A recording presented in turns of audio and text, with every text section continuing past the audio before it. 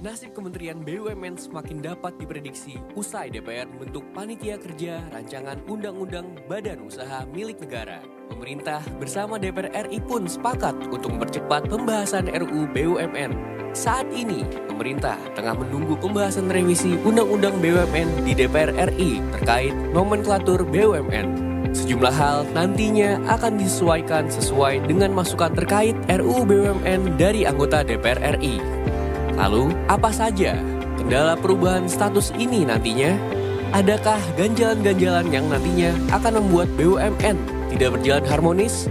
Ikuti ulasannya dalam editorial review. Beralih ke berita Nusantara, Detik Sore akan mengulas tentang peristiwa organ vital jenazah warga asing yang tertinggal di Bali. Seorang warga asal Australia, Byron James Dumschat, ditemukan tewas di sebuah villa di Kerobokan, Badung, Bali. Jasad Byron dipulangkan ke Australia tanpa jantung dan menjadi tanda tanya besar bagi pihak keluarga. Bagaimana kronologinya? Apa yang sebenarnya terjadi? Ikuti ulasannya dalam Detik Sore. Banjir besar yang melanda Bali pada 10 September 2025 menjadi sorotan mata dunia. Bahkan, bencana banjir ini disebut sebagai banjir terbesar di Bali dalam satu dekade terakhir. Seberapa besar dampak bencana ini mempengaruhi sektor pariwisata di Bali? Temukan jawabannya jelang matahari terbenam nanti bersama Wakil Redaktur Detik Travel dalam segmen Sunset Talk. Simak berita-berita menarik Detikcom dalam sehari secara langsung hanya di Detik Sore. Jangan lupa follow media sosial kita agar tidak ketinggalan update berita terbaru. Sekarang, mari kita sambut host kita, Eduardo Simorangkir dan Eiza Makfira. Detik Sore nggak cuma hore-hore.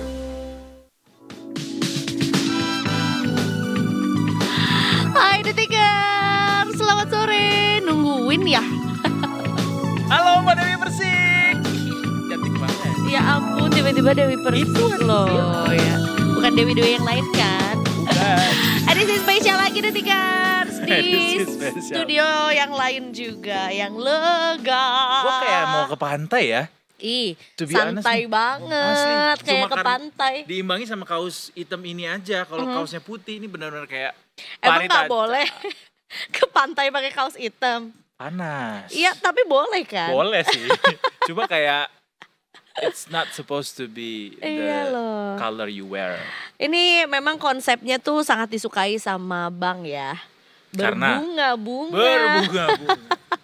Walaupun Bang saat ini lebih kayak bungaku turun, aku punya dana murah soalnya gue bisa lagi naikin bunga. Makanya dolar tuh udah 16.800 loh sekarang. Iya, katanya bahkan diprediksikan akan 17.000 juga. Semakin Serem menguat. banget ya. Menguatnya dolarnya ya, bukan kita ya. Iya, dolarnya yang semakin menguat. Kapan aku sebagai yang males ngitung ini bisa kayak gampang ngitung dolarnya 10.000 aja lah, jadi ngitungnya gampang. Hati-hati Anda. Kenapa? Karena skincare-nya kan buatan Korea kan. Enggak, lokal lah. Jepang. Indonesia. Dimaklon di Indonesia, di repackage di Indonesia. Nah, speaking about skincare kan ya mau nggak mau kita harus mengakui walaupun banyak sekarang skincare buatan lokal juga yang bagus-bagus, tapi Betul. banyak juga yang pakai luar kan, luar punya. Dan kalau luar punya dolarnya tinggi, harganya bakal makin mahal. Iya benar, berpengaruh juga buat Kaido yang katanya udah siap banget punya iPhone 17 Pro. Tapi 12 Edition. yang dimodifikasi jadi 17. Udah lihat videonya kan? Belum. Ada di India. India tuh emang selalu terdepan. Sebenarnya biasanya yang terdepan dalam mengimitasi adalah China kan. Iya, Tapi iya, di iya. India kejadiannya dimodifikasi Dimodifikasi. tuh iPhone 17 yang baru rilis yang oranye itu dengan dari iPhone 12. Jadi diganti casingnya, ditambahin si bundelan kameranya itu, si betul. petak persegi panjang Iya, itu. si dudukan kameranya Iya, itu. terus diganti warnanya. Jadi deh iPhone 17, this is it. Mudah bukan? Terus kayak menurut gua, kata Apple, menurut gua banyak sih perbedaan lainnya juga. Nah itu jangan. Untuk yang tech savvy kayaknya sih akan langsung kayak notice gitu Enggak ya, ini dari OS dan iya. segala macam. Karena mereka butuh isinya kan. Bener. Tapi buat Aku lah, untuk konten orang kayak aku nggak creator, ngerti nggak apa ngerti. bedanya 16 ke 17. Dan juga kayaknya kalau when it comes to content creation, 12 dan 17 nggak jauh-jauh beda nggak sih? Kecuali mungkin untuk dibawa ke konser atau apa. Tapi kalau kayak cuma buat video biasa, nggak jauh beda mestinya, Za. Iya. Mungkin ya, nggak tahu ya karena Belum nyobain juga yang 17 ya. gue belum pernah nyobain Iya. juga yang 17 pun selama beberapa tahun terakhir juga kan aku apple to apple kan. Oh iya betul, sangat. Apple to apple juga kayak sebenarnya kadang suka ngelihat kalau konser tuh kayak di sebelah handphonenya ya dengan brand yang sama tapi kayak kok dia jago sih nge-shootnya kayak bagus banget gitu. Jadi emang gimana tangannya Betul, juga betul. ada settingan-settingannya juga sebenarnya yang bisa ini dimaksimalin nih kalau mau selfie, Betul. beauty shot, ini untuk konser yang gelap, ini untuk yang konser outdoor dan segala macam tuh ada settingannya juga. Makanya sebenarnya sebutan smartphone is not only for the phone but also the users. Iya, benar. Harus smart True juga that. ya. Sepakat. Dan kayaknya itu nggak cuma buat di smartphone doang sih. Sumber daya manusia pun gitu juga kayaknya deh. It depends how people use Savvy. you. Hah? Maksudnya bukan Wait. gitu. Hmm? Kayak ini kita bicara soal yang ada di kepala gue langsung tuh kayak sepak bola, pemain sepak bola. Oh. Dia di klub ini sama pelatih yang ini nggak Iya, bagus iya, mainnya, iya, tapi iya, ketika benar, dijual sama pelatih yang ini justru bagus gitu. Betul. Termasuk juga harmonisasi ya. Lihat chemistry. Oh ya benar chemistry benar. Dengan pemain-pemain lainnya juga Iya. karena ya tapi kan berbeda kalau sepak bola kan tim ya.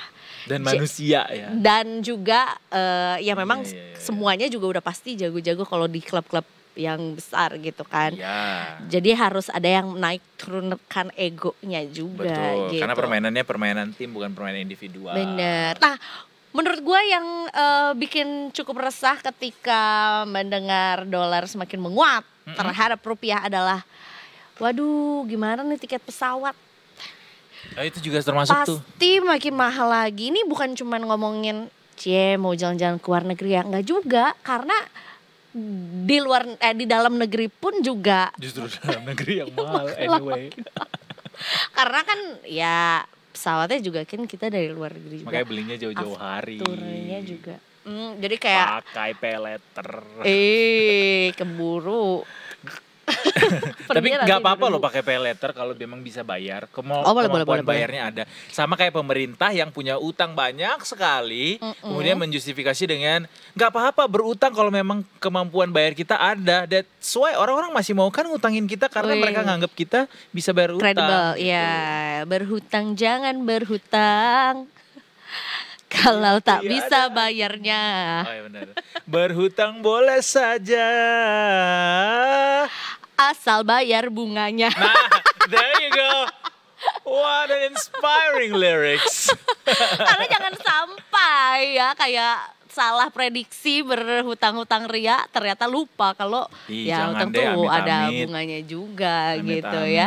Tapi sebenarnya ya ini bukan ngomongin soal hutang negara sih, tapi sebetulnya bagaimana kita harus ya boleh lah mengapresiasi juga ya upaya adanya lebih banyak lagi hubungan bilateral dan juga multilateral juga, terutama untuk urusan perekonomian ya, karena kemarin juga Presiden kita habis mampir katanya ke Ottawa. Ottawa, it's Itu my adalah hometown. oh kayak dari Kanada. Cenah. Kemarin bilangnya Tennessee gitu ya.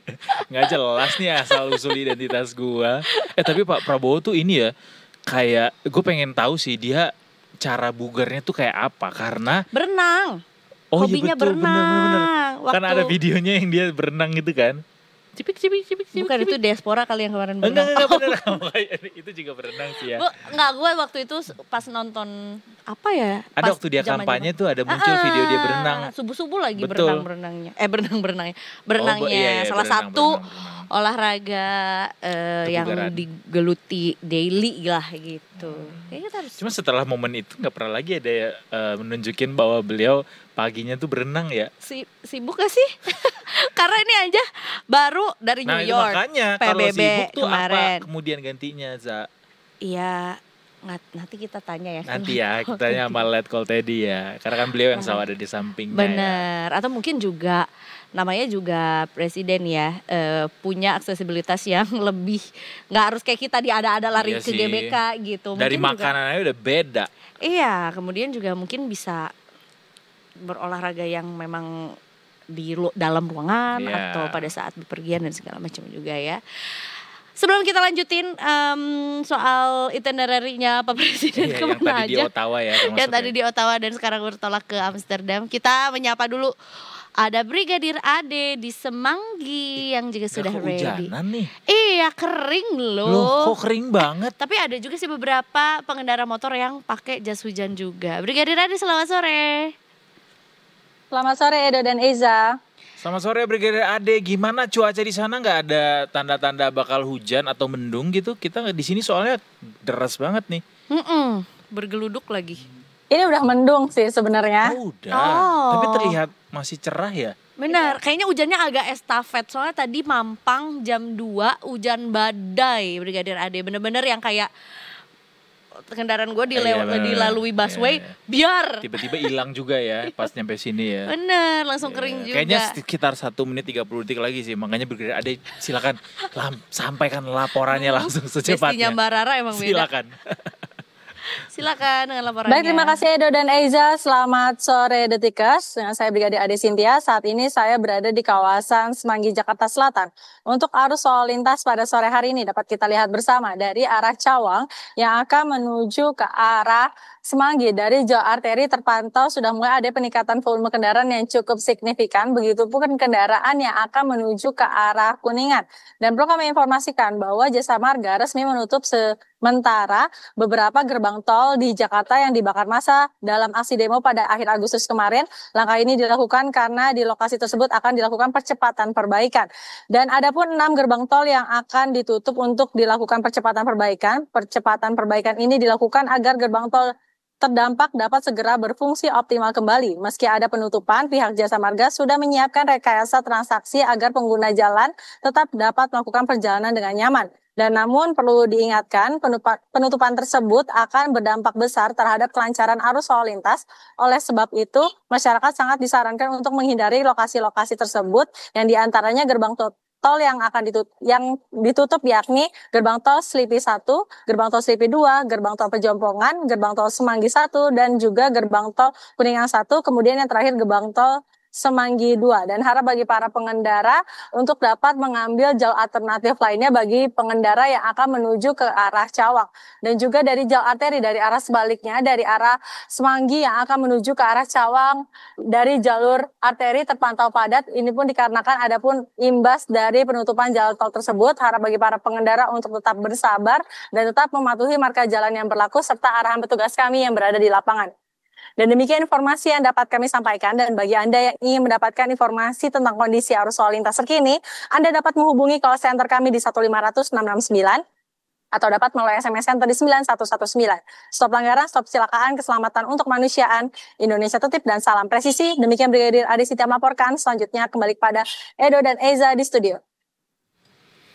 Nah, makasih banyak Brigadir Ade, ini tinggal 38 detik lagi. Kita hitung mundur ya. Apakah benar akan ada hujan di sana? Tapi terima kasih banyak atas laporannya juga ya. Mau cuacanya mendung, hujan, terik, selalu setia menemani. Selalu terdepan dalam mengabarkan kita juga. Terima kasih Brigadir Ade dan selamat bertugas kembali.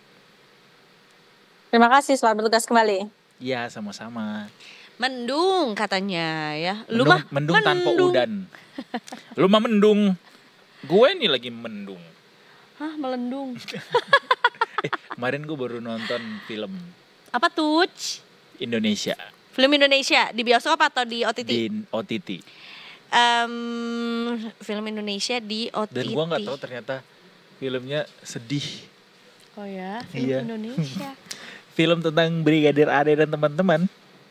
13 bom di Jakarta. Bukan. Oh, salah. Sayap-sayap patah. Oh, 2 Olivia. Oh ya ampun. Ternyata sedih filmnya. Aku lumayan membawang karena ada yang meninggal akhirnya di situ. Ya ke spoiler deh. Yang buat yang belum nonton.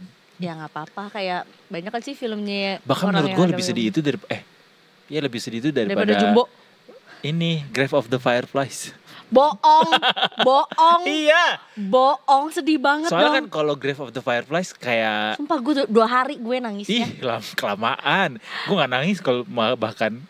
Sedih banget. Sedih iya, cuma kayak karena animasi kan, walaupun emang Ghibli itu jago banget sih bikin suasana. Tapi ya udah gitu aja. Mungkin karena gue udah nonton ini juga kali ya. Apa sih namanya? Bom atom Oppenheimer. Oh. Itu kan ada hubungannya juga sebenarnya sama iya, Oppenheimer. iya. Bagaimana Jepang akhirnya bisa menyerah tuh gara-gara si Oppenheimer itu kan. Iya, tapi pun juga nggak sesedih itu Oppenheimer. Sedih tahu Oppenheimer. Gue agak ke satu ini karena Oppenheimer waktu itu berbagi layar dengan Barbie. Oh iya bener. Tapi itu perdebatan ya. Pasti gue akan di-judge banget sih sama penggemar Grave of the Fireflies ketika gue bilang Gua nggak usah ada detikers yang maju. Gua udah di sini untuk bilang kayak Grave of the Fireflies itu sedih banget. Tapi saya patah juga sedih. ya mungkin ada momen atau Iya kali ya. nilai-nilai sentimental yang berbeda setiap orang juga. Tapi itu gue 2 hari nangisnya kayak dia juga kan nggak mau kayak Dan tergantung gitu. kondisi saat itu juga gak sih. Iya, Pas lagi mellow juga mungkin betul. nontonnya. Jadi berasa lebih sedih. Betul.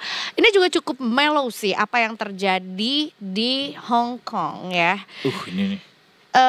Bukan mellow sih sebenarnya. Memang pemerintah di Hong Kong, otoritas yang di sana juga sudah memberikan peringatan cukup dini lah ya untuk masyarakat di sana juga bahwa akan ada topan ragasa.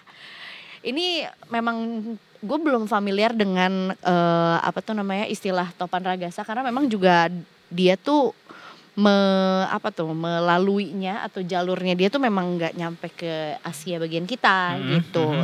Mostly adalah di Filipina kalau nggak salah, Hong Kong. Terus gue cek juga tadi di mana aja ya? Thailand? Maybe. Oh ini di Hong Kong, pantai selatan Tiongkok, Filipina dan bagian Asia Timur. Paling ya dekat kan? ke Southeast Asia berarti dia Filipina ya? Gitu.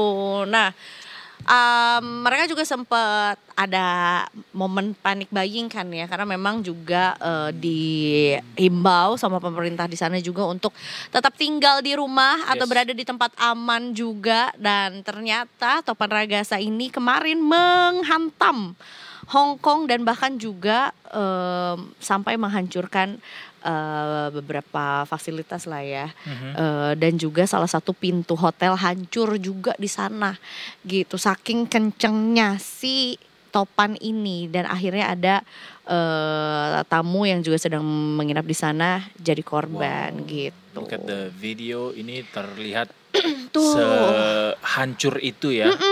Kondisi yang disebabkan oleh si topan ini. Untung pada kemarin sempat belanja ya. Betul. Walaupun memang panic buying juga nggak bagus sih, tapi ya setidaknya sempat belanja lah, sempat dikasih tahu juga. Dan ini ya ada, ini di bagian lautnya, oke. Ada korban nggak? Korban jiwa? Iya. Di sini sih ada sih ngelihat kayak gini hancurnya.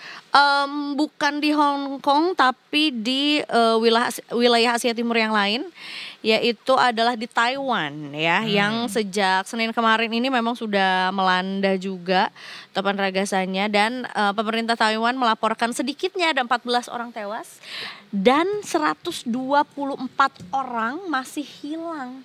Right. Dari akibat badai ini juga gitu. Dan puluhan orang lainnya juga dilaporkan mengalami luka-luka.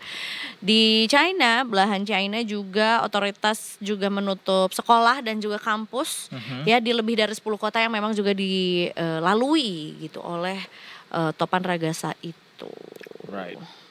Jadi buat detikers mungkin yang belum kenal sama topan ragasa ini, menurut NASA Earth Observatory, ragasa ini terbentuk di Samudra Pasifik Barat di pertengahan September 2025 ini. Dengan kecepatan angin lebih dari 200 km per jam, ragasa dikategorikan sebagai super topan atau super cyclone. Badai ini muncul pada 18 September di Samudra Pasifik Barat, ratusan mil di timur Filipina. Setelah mengalami penguatan cepat hingga mencapai kategori 5, ragasa kemudian menghantam bagian utara Luzon dan Taiwan pada 22 September.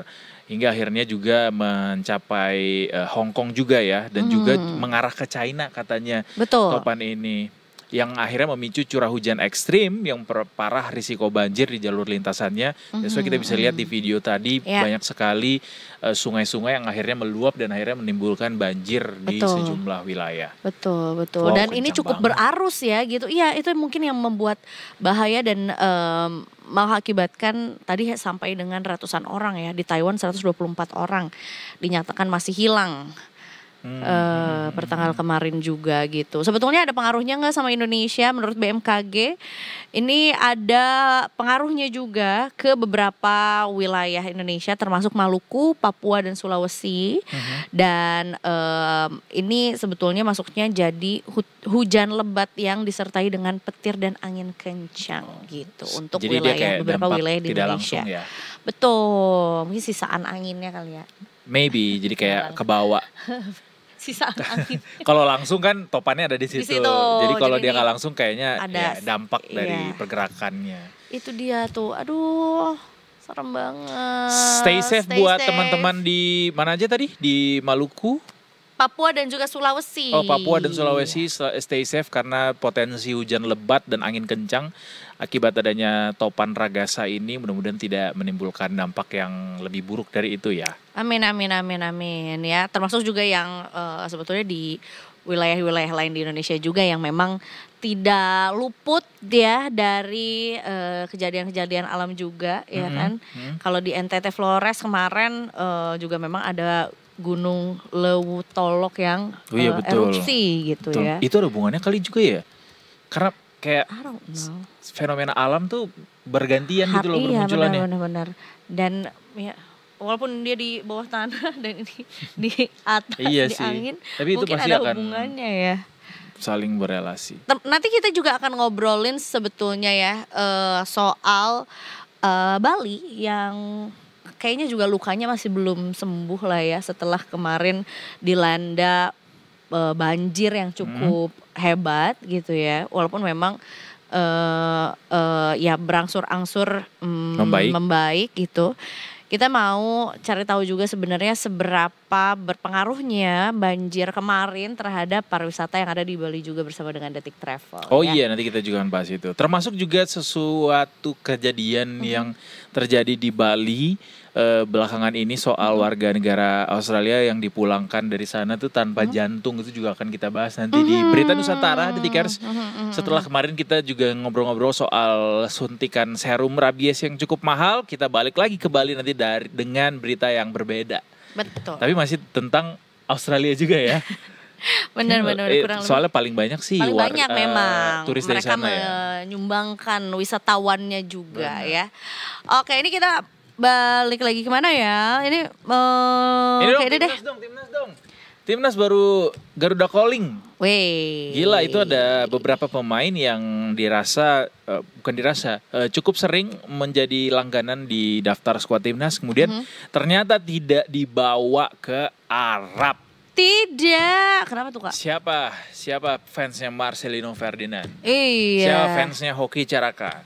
Siapa fansnya Ivar Jenner? Marcelino nggak dibawa ya. Padahal Nggak dibawa. kemarin sempat I'm not gonna say that. Iya, itu dia yang pada abis ngegolin langsung duduk ya. Selebrasi ya. Nggak gini nih dia gini. Apa, bersihin sepatu? Ngelap sepatu gitu. Emang iya, Iya, bukannya gini. duduk doang ya? Nah, udah On one knee. Yes. one di piro tapi. Jadi ada 28 nama yang sudah diumumkan untuk menjadi skuad timnas di babak keempat kualifikasi Piala Dunia 2026 zona Asia oleh Romeni tentu ikut dipanggil. Tapi sayang ada beberapa nama langganan yang tidak dipanggil, termasuk adalah Marcelino Ferdinand. Dan nanti ini kualifikasinya akan dimulai pada tanggal 8 sampai 14 Oktober mendatang. Jadi sekitar 2 minggu? Ya, kurang lebih 2 mingguan ya. lagi. Timnas Indonesia lebih dulu akan melawan Arab Saudi nantinya sebelum akhirnya melawan Irak. Dan kita doakan semoga ke-28 pemain ini bisa bermain seoptimal mungkin sehingga bisa memberikan yang terbaik buat Indonesia. Amin. Siapa aja yang dipanggil kita absen deh ya. Boleh. Gue dari kiper sampai back ya. Oke. Kiper ada Martin Pas, ada Hernando Ari Sutariadi, ada Emil Audero Mulyadi. Oh, gue yang banyak maksudnya ya. Dan Iya, namanya susah-susah ya. Yang back ada Jayet Ses, ada Kevin Dix, ada Jordi Amat Mas, ada Rizky Ridho, dan ada Justin Quincy Hubner Kamari. Dan tentunya Soalnya videonya Anaknya yang lagi Mama Jen muncul ya. lagi sering main sama Kamari. Kamari. Benar. Dan juga nama-nama lainnya tentunya juga bisa diakses di Detik Sports Detikers ya untuk Coba gelandang dibaca. sayap dan juga garda terdepan oleh Rumeni oke lah. Gue Keren. suka banget nih sama dia dengan tuh bener. Curang Walaupun gak centil banget. gini ya. Iya, udah jadi gini ya. Orang dia gini harusnya. Iya. Nama-nama Gitu. baru juga bukan baru sih. Nama-nama Oh, yang Beckham sebelumnya di bawah. sempat mengisi. Wih gila, Beckham di bawah. Bersama maksudnya masuk juga Iya benar. ke dalam salah satu Apa klubnya? Persib. Wih keren, Persib dong aing. Gue juga mau gini Kak. Detik Sore akan ingin mengucapkan selamat ulang Ulang tahun tahun. untuk Kota Bandung. Selamat ulang tahun Bandung. Hari jadi- Wilujeng Sum. Ujung Suping selamat datang. Oh. Wilujeng Tepang Tahun. Wilujeng Tepang Tahun Sadayana. Ulang tahun K215. Ulang tahun K215. Dinten ieu. Apa Mugi-mugi wishnya? Mugi-mugi Kota Bandung Kota Bandung. janten kota anu bersih. Janten kota anu bersih. Naon deui nya? Naon deui? Tapi bersih juga udah bersih, semakin nyaman. Semakin nyaman. Semakin nyaman. Semakin bisa membuat orang-orang di sana sejahtera. Amin. Dan punya sistem transportasi publik yang bagus karena Eta sekarang pisan. masih jelek. Iya. I have to say that. Benar, dan tidak terkoneksi satu sama lain. Jadi Iya. susah, padahal dulu enak banget naik angkot di Bandung ya. Yaudah kita break dulu ya, udah disuruh break, udah dimarahin nih. Naik angkot ke kota Bandung. Cakep. Kita break dulu ya Detikers, nanti kita balik lagi tentunya cuma di Detik Sore. Memang gak nyambung, gak cuma ore-ore.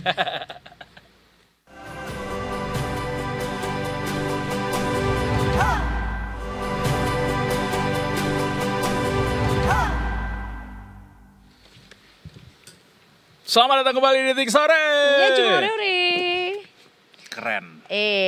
Kak Edo baru Gunung saja. Fuji. Bukan dong. Kalau ada ini siapa namanya? Dewi Sinta, Sinta sama Arjuna. Ramadan Sinta. Rama Sinta, Arjuna sama siapa? Arjuna. Akulah iya bener. Arjuna mah Once. Rama Sinta. Sri Kandi. Dari Atau Pujo dan siapa Siwi, terima nih? kasih banyak kalian berdua. Nah, ini adalah souvenir wedding. Kasih konteks dong, Detikers nggak semuanya ngerti dan tahu Ini adalah itu contoh siapa. souvenir yang sangat bermanfaat Nah. untuk orang yang mendapatkannya. Ini bisa gue pakai buat belanja karena juga tidak ada nama pengantinnya di sini, jadi kayak I can bring Dan this secara anywhere. desain juga kayak apa ya, romantis tapi bukan kayak souvenir wedding yang Iya. gimana banget gitu. Dan ini sangat Bagus, bagus ramah lingkungan karena terbuat dari karung goni. Enggak, Ya. ngarang. Tapi sebenarnya mau dibikin Ngarang. nama juga nggak apa-apa sih. Kalau emang bagus. Atau inisial iya, gitu ya. nggak apa-apa Iya, sebenarnya. iya. Baiklah, Detikers, sesuai dengan janji kita juga yang mau jalan-jalan ke Bali. Walaupun sekarang belum akan ngomongin soal travelnya sih ya. Atau pengaruh gara-gara kemarin banjir. Tapi kita ngomongin juga soal sebuah tragedi. Di mana seorang wisatawan asal Australia meninggal di Bali juga. Dan kemudian jenazahnya sudah dikembalikan ke keluarganya. Tapi terpisah dengan jantungnya Ya. gitu, yang artinya jantungnya tuh masih berada di Bali gitu. Kita masih kita mau bertanya dulu nih ya sama jurnalis dari Detik Bali juga yang mungkin bisa menceritakan sama kita secara detailnya kronologinya seperti apa ya. Kita akan menyapa ada Bli Aryo, Mas Aryo Mahendra. Mas, selamat sore. Selamat sore Edo, Aisyah. Halo. Selamat sore Hendro. Mas Hendro. Selamat sore. Kabar lainnya dari Bali yang cukup menyita nasional gitu ya, berita nasional soal warga Australia yang jenazahnya dipulangkan tanpa jantung katanya. Ini kembali menjadi buah bibir juga dari Bali. Mungkin Mas Hendro boleh cerita ke kita soal bagaimana ini bisa terjadi Mas, dan seperti apa sebenarnya duduk persoalannya ini bisa sampai dipulangkannya tanpa jantung. Oke, baik Edo, Aisyah. Jadi Korban ini bernama Byron Hedo ya, atau Byron James Dumskat. Itu dia ditemukan tewas di vilanya di Kerobokan, ditemukan tewas mengambang di kolam renang. Kemudian setelah itu dilaporkan polisi, diselidiki, kemudian jenazahnya sempat dibawa ke rumah sakit BIMC. Kemudian beberapa hari kemudian tanggal 30 Mei itu diotopsi di RSUP Prof Murah atau Rumah Sakit Sanglah. Dan memang ketika proses otopsi berjalan gitu ya, jadi pemeriksaan terhadap jenazahnya, korban luar, visum et repertum, dan pemeriksaan lainnya. Di tengah pemeriksaan itu ada proses pemeriksaan yang memang harus mengambil salah satu organ vital, yakni jantung di Pak Hado ini.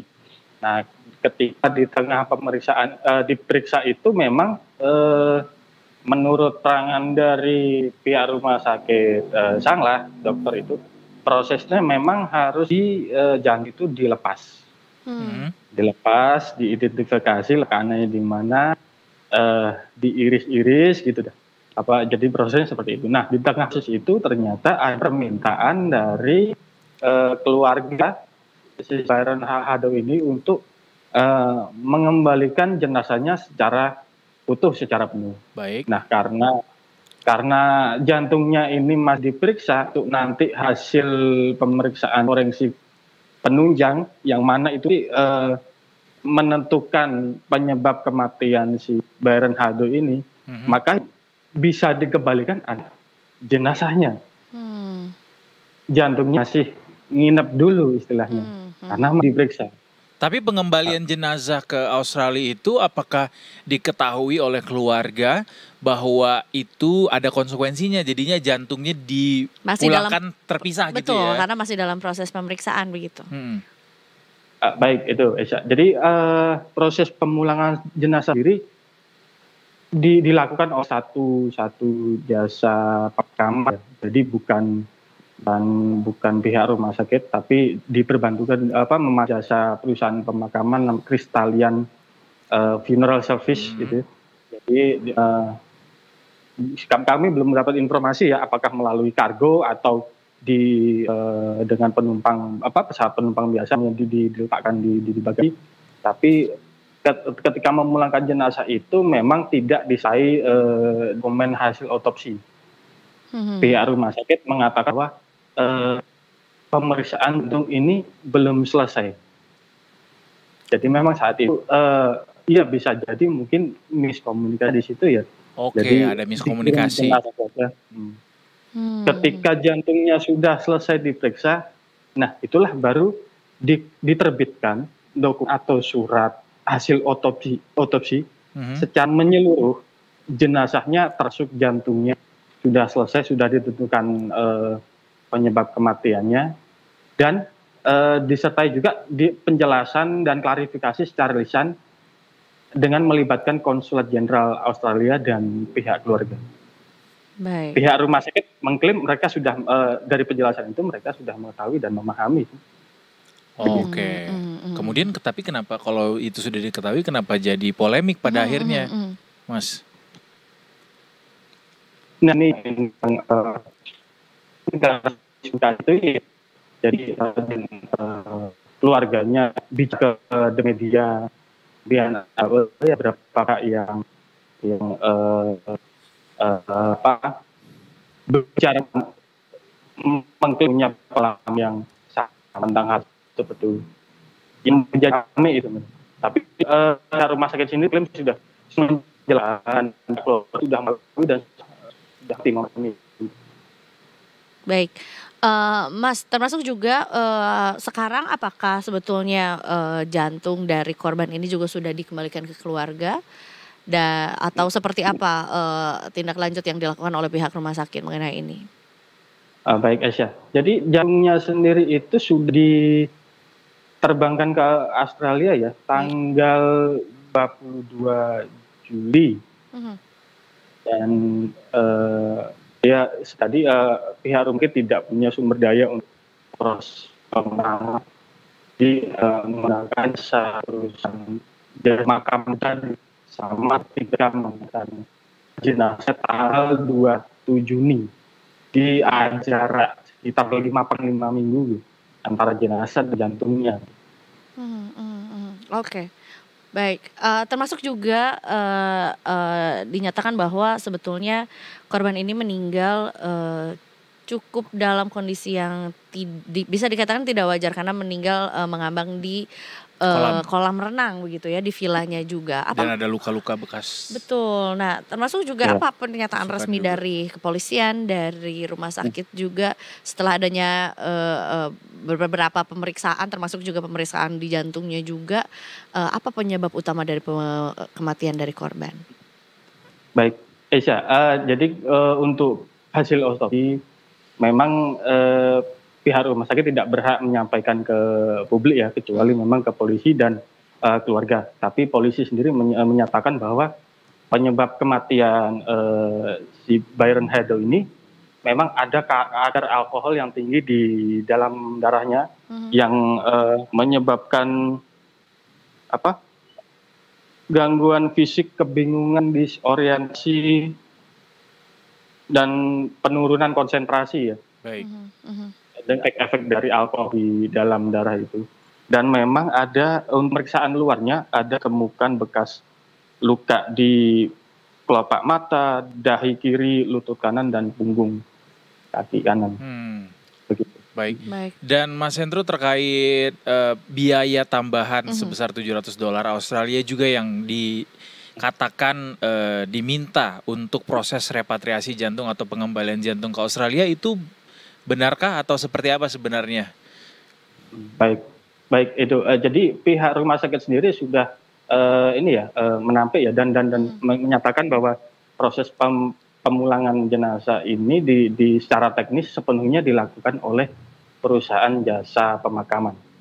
Dari mulai pengiriman jenazahnya juga pengiriman jantungnya.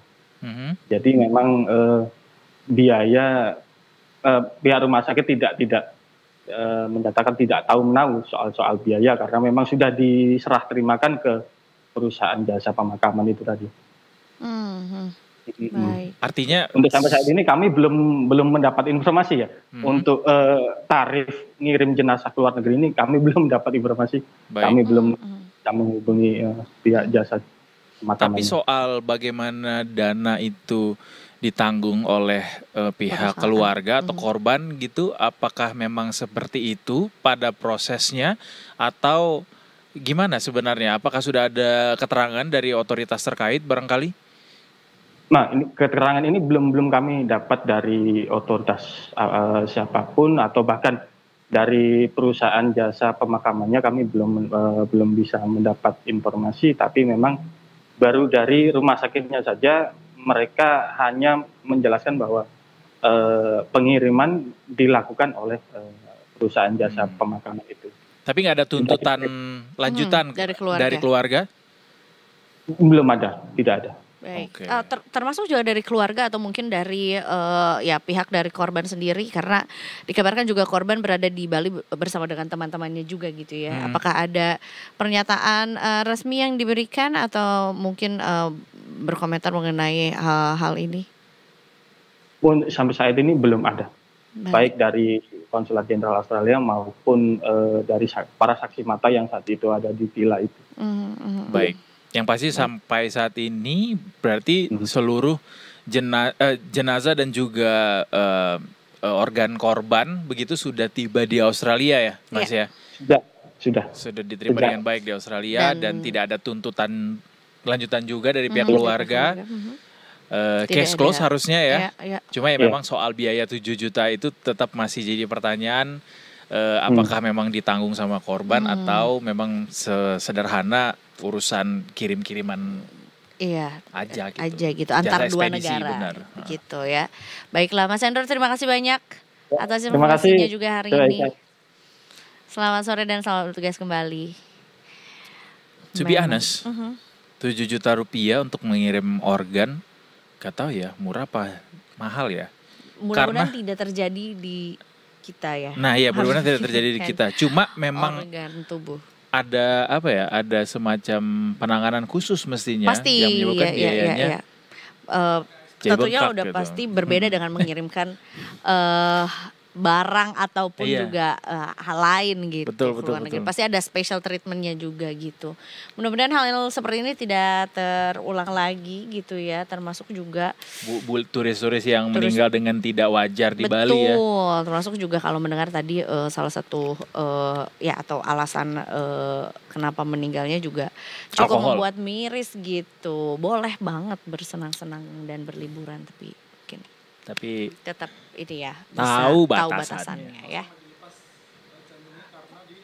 harus Iya, diperiksa diotopsi. untuk mengetahui penyebabnya. Betul gitu. Makanya masih dalam proses otopsi tapi tubuhnya kembali ke Yes, Australia duluan.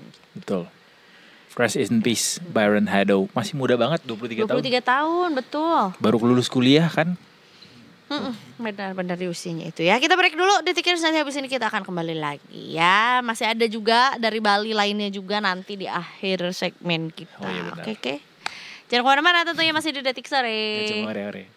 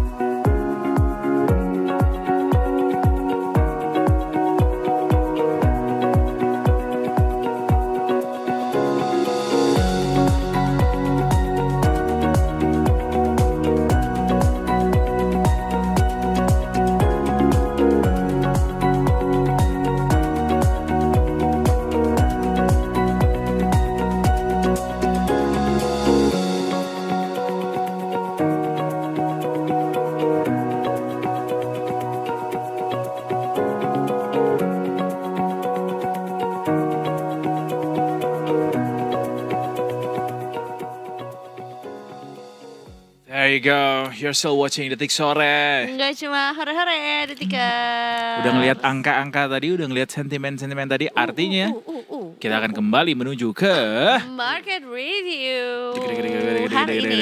Dan tentunya juga bersama dengan Mas Haikal dari Mega Capital Securitas. Halo. Welcome back. Tolong jangan tularkan kita dengan flu dan batuk Palji. lagi musim Flu Spanyol flu nih ya. Wah, jangan dong. Amit-amit itu adalah sebuah pandemi juga loh di Betul. back in the 60? Iya. Ya. Iya, pokoknya Not masa lalu. sure. Iya. Itu Masa lalu. biaya impornya mahal juga kan? Oh. Nggak perlu pakai biaya kalau itu ya. Enggak. Anyway, Mas Haikal, Anyway. hari ini kita disambut dengan dolar Yang kursnya yang semakin menguat terhadap rupiah, alias rupiah yang semakin melemah terhadap dolar. Ya. 16.780 iya. 16.790. Kayak cukup mantap gitu dia naik-naiknya, dan itu sebenarnya sudah terjadi dalam beberapa hari terakhir ya, Yes, pelemahan itu. Betul. Apa yang menyebabkan itu semua? Jadi sebenarnya untuk pelemahan rupiah sendiri tuh faktornya tuh banyak banget ya.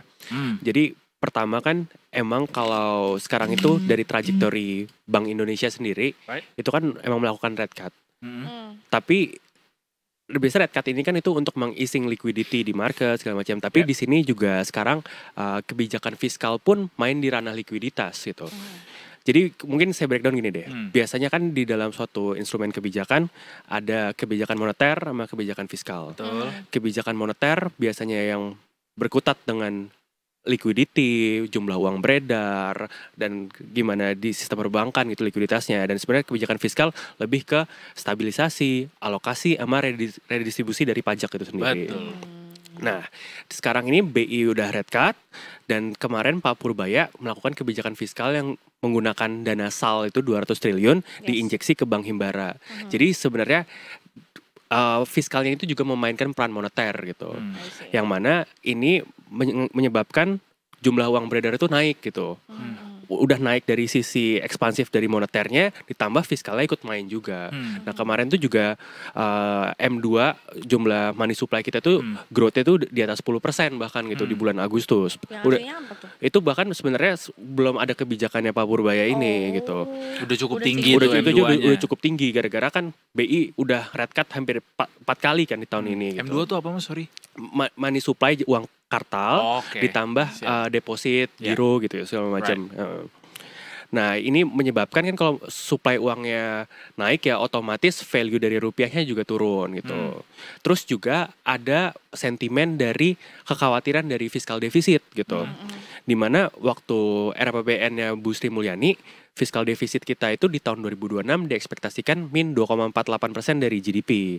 Tapi kemarin dinaikin 0,2%, jadi min 2,68. Nah, kan kalau misalnya defisit melebar ini butuh pendanaan kan. Nah, pendanaan biasanya dari utang. Utangnya itu dari mana? Yaitu dari bonds. Nah, bonds kalau SBN. Ya SBN itu berarti kan supply-nya harus ditambah lagi. Nah itu investor melihat ada supply risk nih di bonds. Yang akibatin ada juga capital outflow di bonds market Indonesia. Yang makin mengamplifikasi pelemahan rupiah ini. Dari tadinya 16.200, 16.300 sekarang udah sampai 16.750 gitu. Jadi sekarang posisinya maju mundur.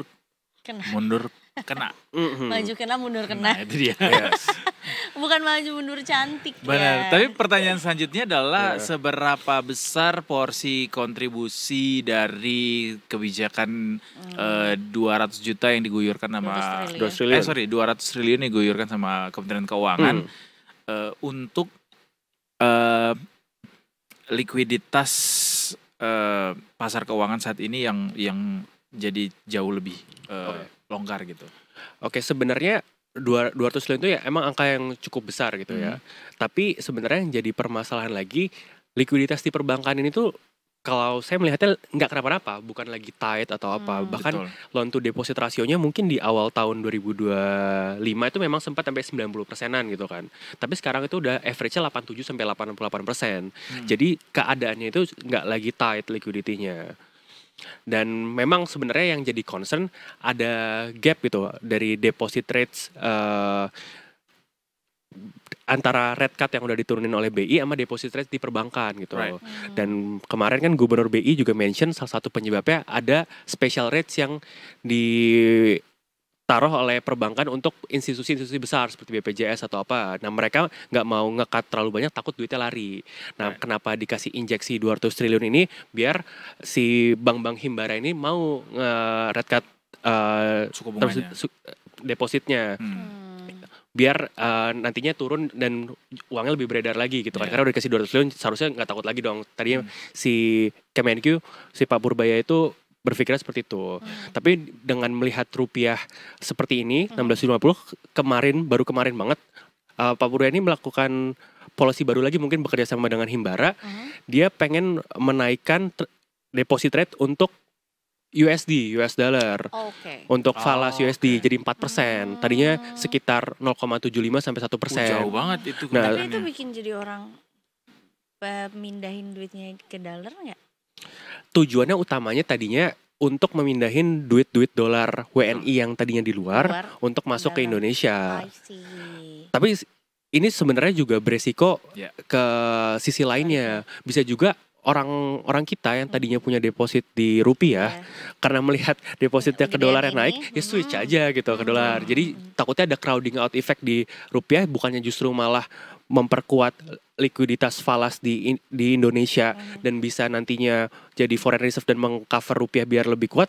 Justru ini nantinya malah ada kemungkinan bisa menjadi faktor depresiatif lah terhadap rupiah gitu. Dan peluang itu gede banget gak sih, mengingat kenaikan returnnya tuh cukup tinggi gitu. Yes, betul.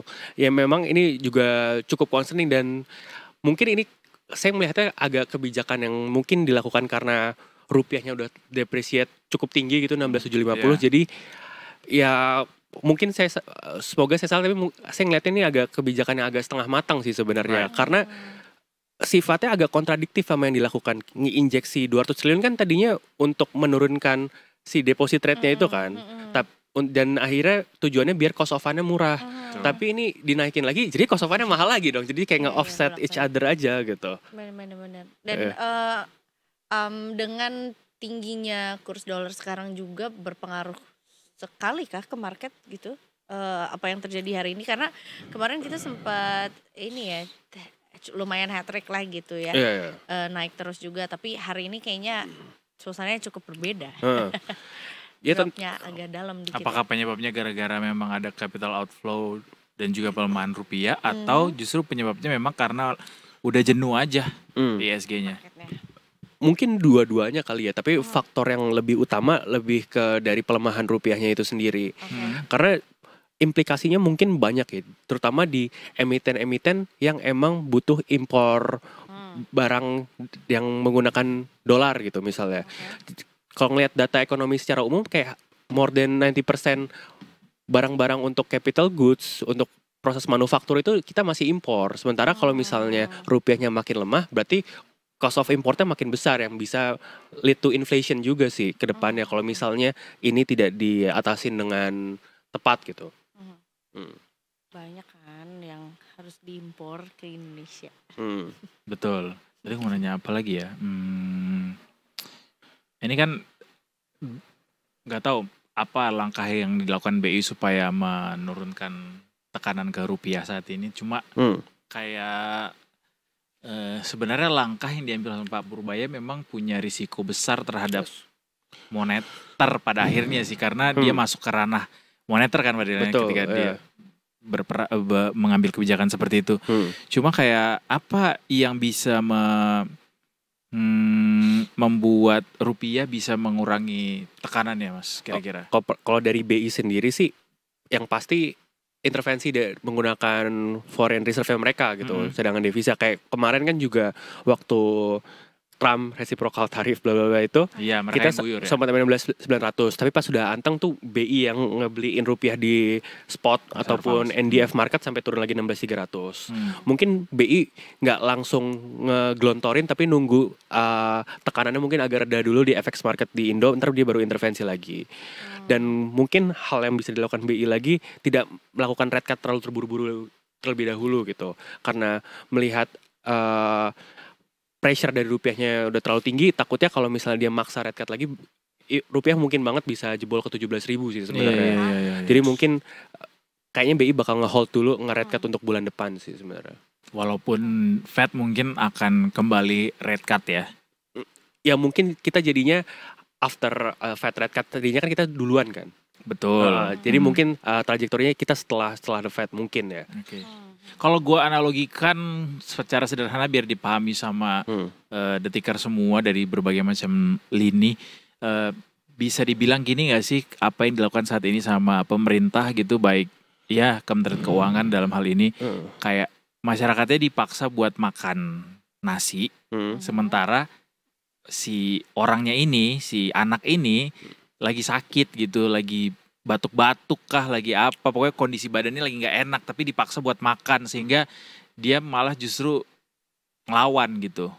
Karena kan harapannya 200 triliun yang digelontorkan itu bisa diserap sama masyarakat pada akhirnya, dan dengan bunga murah ini juga bisa membangkitkan daya beli masyarakat juga gitu. Tapi kenyataannya walaupun belum bisa kita bilang tidak berhasil ya. Ya emang kalau mau ngelihat efek ke loan-nya kan emang belum terlihat gitu. Betul. Tapi ya, belum bisa kita katakan gagal juga, betul. Tapi yang udah pasti ini terlihat efek dari ininya, pelemahan ke rupiahnya sih yang jadi concern gitu. Kayaknya baru kemarin deh 24 September gitu bahwa si ya yang termasuk ke dalam 200T adalah loans untuk KPR, mau itu perseorangan maupun juga untuk UMKM properti juga gitu. Nah mungkin ini jadi ini ya, bisa jadi pelumas lah untuk juga masyarakat bisa ngambil loans di situ gitu. Oh mungkin saya mau nambahin kali ya, dari salah satu aturan untuk pas ngasih 200 triliun itu kan aturannya nggak boleh dimasukin ke bonds market ya, kayak SBN. Harus lebih banyak ke kredit gitu. Tapi misalnya kita analogikan gini, suatu bank punya duit 800 triliun gitu. Dikasih 200 triliun.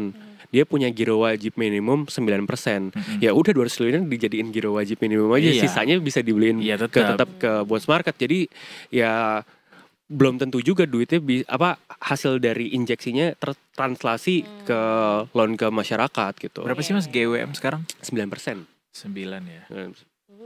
Ya harusnya iya. Cuma memang momentumnya nggak pas rasanya ya, karena memang The Fed juga lagi nurun suku bunga, mau nggak mau BI juga harus mengurangi tekanan bunga tinggi di masyarakat saat ini juga gitu.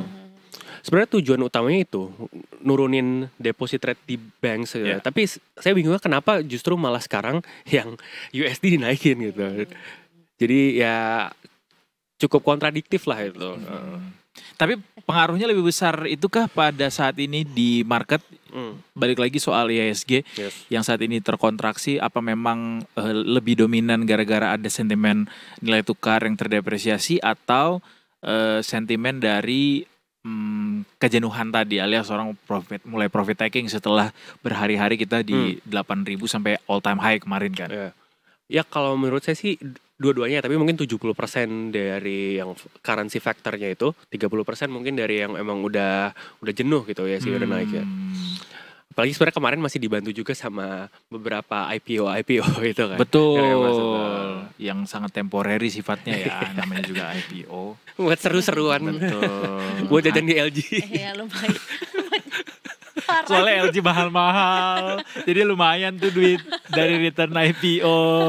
LG ini tuh adalah lantai LG ya maksudnya ya. Biar mereka deh yang kita YTT aja gitu ya.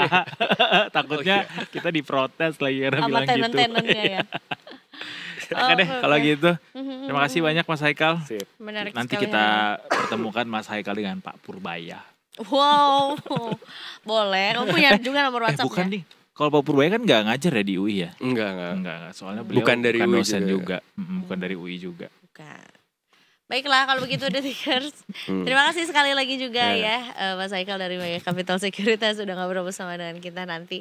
Abis ini kita masih akan nyambung lagi dengan obrolan lainnya deh. Pokoknya ya. Betul, banyak deh pokoknya. Tetap di Detik Sore. Nggak cuma hore-hore.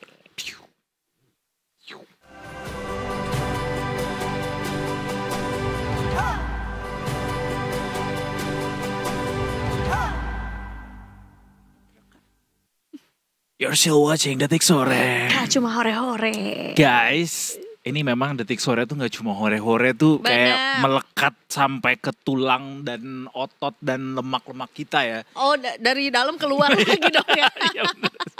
Karena dari awal tuh kita nggak cuma hore-hore banget loh bahasanya. Iya benar-benar. Beneran. Cukup. Nah jadi memang kalau Detikers kayak kadang-kadang serius banget, kadang-kadang mellow, kadang-kadang mencekam gitu ya. Lihatlah background kita juga warna-warni ya kan. That's Jadi why juga, pardon for our body language atau gesture atau looseness-nya kita. Kalau misalnya Detikers mungkin yang biasa dengan Detikom yang cukup kaku gitu ya dilihatnya, kemudian kita berusaha untuk melucu, itu adalah bagian dari biar kita nggak serius-serius amat. Betul. Tapi tetap kita nggak cuma hore-hore. Iya, in the name of effort atau namanya juga usaha. Betul, in the name of effort. Untuk bisa menyampaikan sesuatu yang ada nutrisinya, Betul. walaupun juga dikemas dengan kewarna-warnian yang ada ya. Betul banget, that's why di editorial review kita kali ini juga kita akan kembali bahas sesuatu yang sebenarnya cukup berat untuk dibahas, tapi mudah-mudahan ini bisa dikonsumsi dengan cukup sederhana ya buat Detikers semua. Ini soal kemarin BUMN yang kabarnya bakal dilebur menjadi satu bareng sama Danantara. Nah, ini juga sebenarnya mungkin salah satunya adalah berangkat dari pertanyaan masyarakat gitu ya, ketika Pak Menteri Erick Thohir juga yang sebelumnya memang menjabat sebagai Menteri BUMN gitu, kemudian dilantik menjadi Menpora yang artinya menyisakan kursi kosong gitu. Jadinya mau dibawa kemana banyak Kementerian spekulasi-spekulasi di BUMN ini? netizen ya. Tapi kita pengen bahas ini kembali kemarin setelah kita bahas bareng sama redaksi Detik Finance, kita akan juga bahas bareng sama pengamat BUMN soal sebenarnya seberapa efektif jika memang BUMN harus dilebur gitu untuk BUMN itu sendiri. Makanya kita coba takar efeknya kalau memang Kementerian BUMN nanti akan dilebur bersama dengan Danantara. Kita ngobrol bareng sama Pak Toto Pranoto, pengamat BUMN. Selamat sore Bapak Toto. Pak Toto, selamat sore. Pak Toto, tunjukkan pesonamu. Karena tadi katanya sudah siap nih untuk ngobrol bersama dengan Iya. kita juga di tengah-tengah kesibukannya Pak Toto juga. Siapa tahu bisa menjawab pertanyaan-pertanyaan ajaib ya. Betul, jujur udah lama juga gak ketemu sama Pak Toto, terakhir kayaknya pas pandemi deh. Kaget, aku kira kayak pas kuliah gitu. Udah lama juga ternyata. Kebetulan aku juga tidak kuliahnya di universitas tempat Pak Toto juga mengajar ya. Tapi mudah-mudahan Pak Toto bisa bergabung nih sebentar lagi Detikers. Betul. Bicara lagi soal BUMN yang saat ini memang masih tetap jadi kementerian. Tapi kita coba telusuri beberapa testimoni dari lingkaran Ring 1. Lingkaran pertama, bagaimana soal wacana ini kemudian berkembang di masyarakat, termasuk testimoni dari Pak Mensesnek, Pak Prasetyo Hadi yang menyikapi soal revisi Undang-Undang BUMN yang setengah dibahas sama Komisi 6 DPR RI juga. Bagaimana Bapak Produser? Nah, there you go. Selamat sore, Pak Toto. Ya, selamat sore semuanya. Selamat sore Terima Pak. kasih, Terima Pak. kasih Pak sudah meluangkan waktu buat kita. Di sela-sela kesibukannya Pak Toto juga nih mau banyak sebetulnya yang mau kita tanyakan juga ya. Mungkin kalau aku berangkatnya adalah mengenai BUMN atau kursi Menteri BUMN yang kosong gitu ya, dan kemudian akan dibawa ke mana gitu arahnya Kementerian BUMN ini, termasuk juga kita punya satu badan yang memang juga nggak kalah ini ya besarnya juga, yaitu Perannya, adalah betul. perannya yaitu adalah Danantara juga gitu. Bagaimana hubungan antara dua ini? Betul. Gitu. Mungkin Pak Toto bisa mengawali dari wacana meleburnya Kementerian BUMN ke Danantara ini sebenarnya adalah sesuatu yang baik untuk dilaksanakan atau seperti apa catatan dari Pak Toto? Ya, kalau kita dengar yang sekarang sedang terjadi di parlemen sebetulnya ya, itu kan ada wacana misalnya akan melakukan istilahnya adalah amandemen keempat ya atas Undang-Undang 19 tahun 2003 terkait dengan soal BUMN begitu ya. Ya. Jadi kira-kira undang-undangnya ini akan diamandemen dalam rangka untuk katanya nih, karena saya belum dengar hasilnya seperti apa ya. Merubah atau mengganti peran yang selama ini dijalankan oleh Kementerian BUMN dijalankan oleh badan baru, katanya namanya Badan Penyelenggara BUMN lah begitu kira-kira ya. Nah, sehingga kalau nanti misalnya amandemen ini berhasil, maka mungkin nanti kita tidak akan lagi mendapatkan eksistensi dari Kementerian BUMN lah begitu ya, atau dalam bahasa lain Kementerian BUMN-nya mungkin dilikuidasi atau dibubarkan. Nah, sebagai penggantinya kemudian ada nama yang santer didengar namanya Badan Penyelenggara BUMN lah begitu Ya, ya. BPBUMN Pak ya. BUMN ya. Nah, jadi kalau nanti kemudian dicari tahu lagi kira-kira apa sih tugas yang akan diambil oleh Badan Penyelenggara BUMN itu. Kalau kita lihat kepada Undang-Undang 1 tahun 2025 ya, sebagai undang-undang yang menelurkan Danantara sebagai badan penyelenggara BUMN di Indonesia, maka memang kemudian perbedaannya adalah Kementerian BUMN saat itu kemudian kewenangannya hanya dibatasi pada 3 hal sebetulnya ya. Satu, fungsi terkait dengan soal regulasi ya, kedua terkait dengan soal pengawasan terhadap Danantara, dan ketiga dia sebagai pemegang saham syariah sebagai wakil utang begitu ya. Nah, sekarang kalau Kementerian BUMN-nya misalnya jadi dibubarkan dan kemudian perannya diganti oleh Badan Penyelenggara BUMN, pertanyaan berikutnya apakah 3 kewenangan tadi kemudian akan diturunkan nggak kepada badan baru ini? Jadi kalau 3 kewenangan itu masih diturunkan ya berarti fungsi badan ini kira-kira ya akan kurang lebih ya serupa lah dengan fungsi Kementerian BUMN yang tadinya sudah dikecilkan begitu ya oleh Undang-Undang 1 2025, sehingga fungsi utamanya adalah tentu terkait dengan fungsi regulasi, fungsi pengawasan, dan juga satu lagi sebagai pemegang saham syariah. Tapi apakah itu demikian, ya kita harus tunggu ya bagaimana nanti bunyi dari undang-undang baru yang nanti akan dilahirkan sebagai amandemen keempat atas Undang-Undang 19 2003 ini. Betul Pak. Dan wacana mengganti nama Kementerian BUMN menjadi badan itu apa tidak sama efektifnya Pak kalau misalnya badan BUMN-nya dilebur bersama dengan Danantara begitu Pak, kan sama-sama badan juga gitu. Apa bedanya gitu? Dan tadi Pak Toto juga udah sempat nyebutin juga soalnya apa bedanya badan penyelenggara dengan Kementerian BUMN jika sama-sama wewenangnya sama di 3 tadi, pengawasan, regulasi, dan juga pemegang saham gitu Pak. Menurut saya sih mungkin pola pikirnya gini ya, kalau misalnya kewenangan Kementerian BUMN yang lama dengan kewenangan yang lebih terbatas itu, tapi kemudian nomenklatur organisasinya masih Kementerian BUMN, itu menjadi seolah-olah organisasi yang terlalu besar tapi kewenangannya sudah lebih terbatas. Gitu. Seolah-olah tapi Pak ya.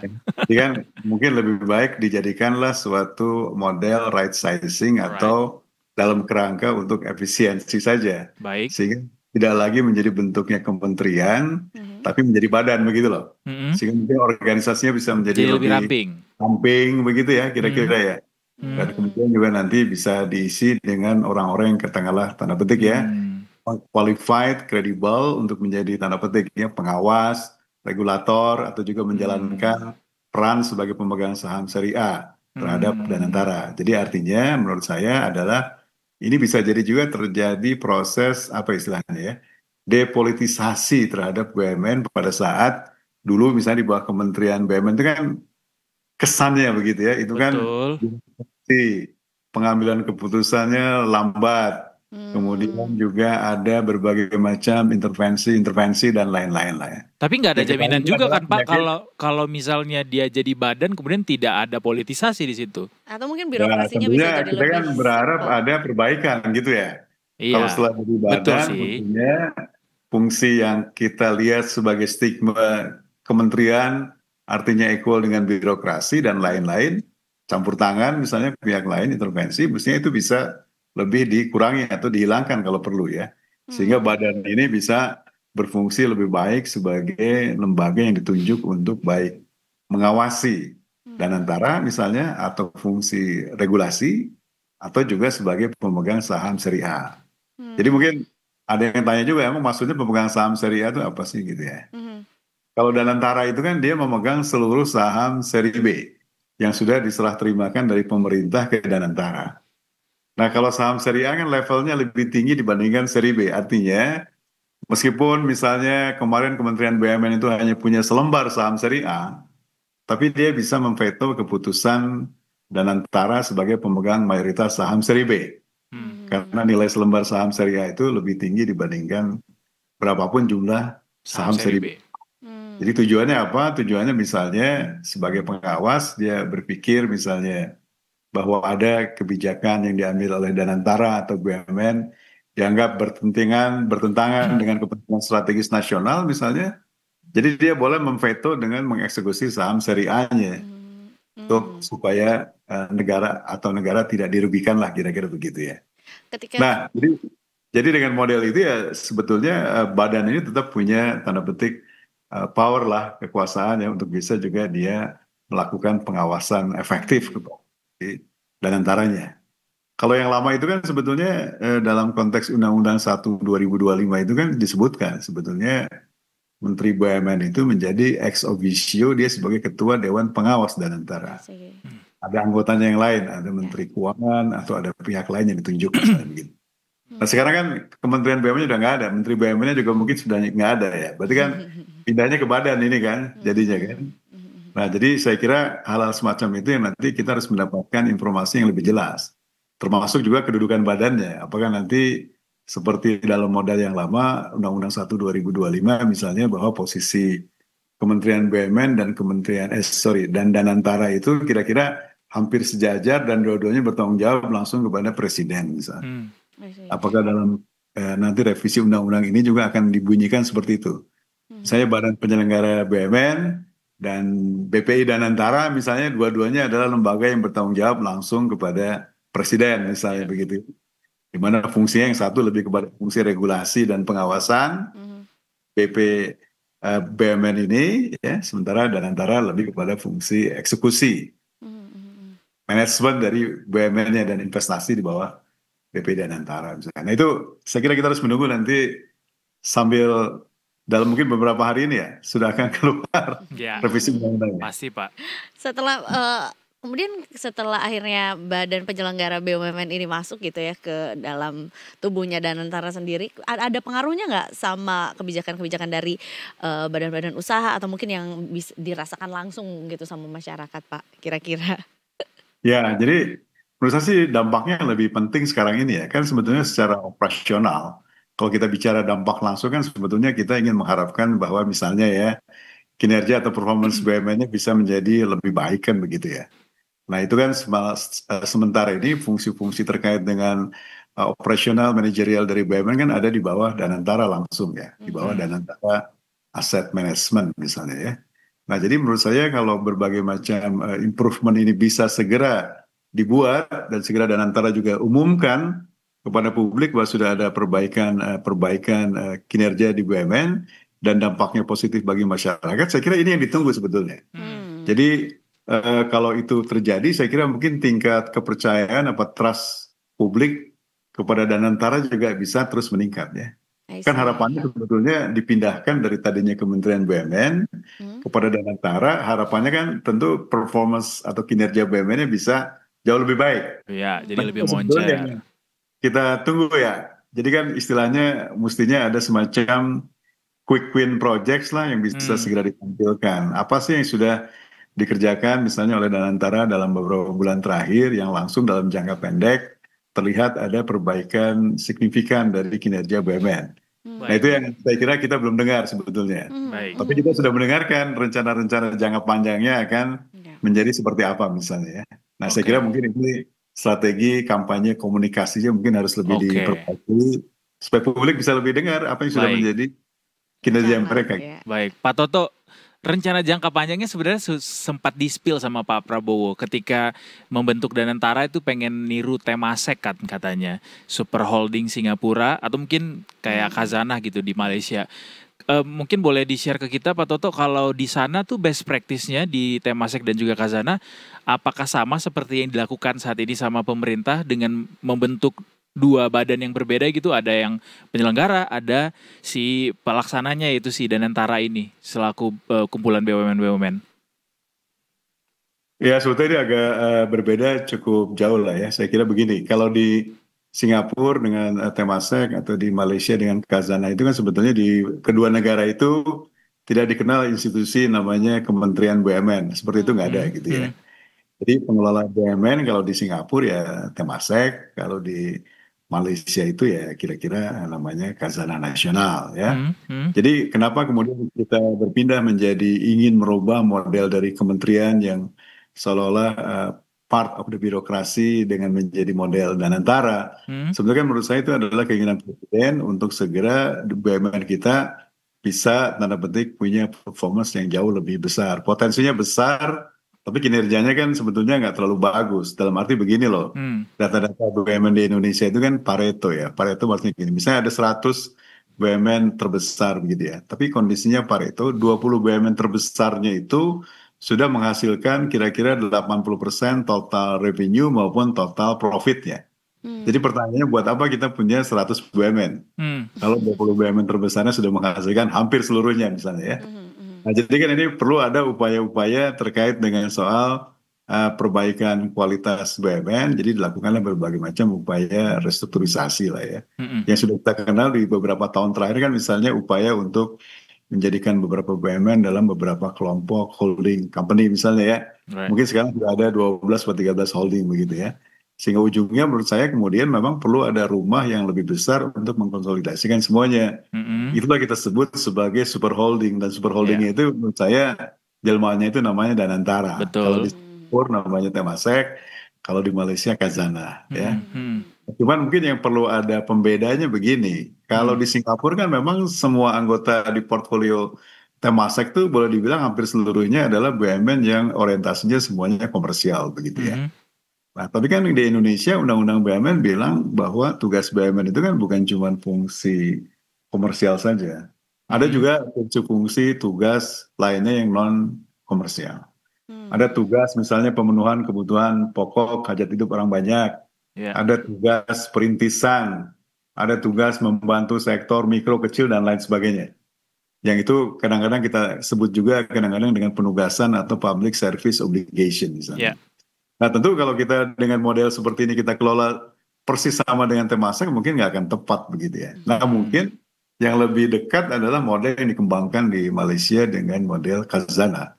Karena Khazanah itu juga masih memiliki mandat, bukan hanya mandat mengelola yang komersial begitu ya, tapi juga kelompok yang kita sebut sebagai kelompok BUMN strategis.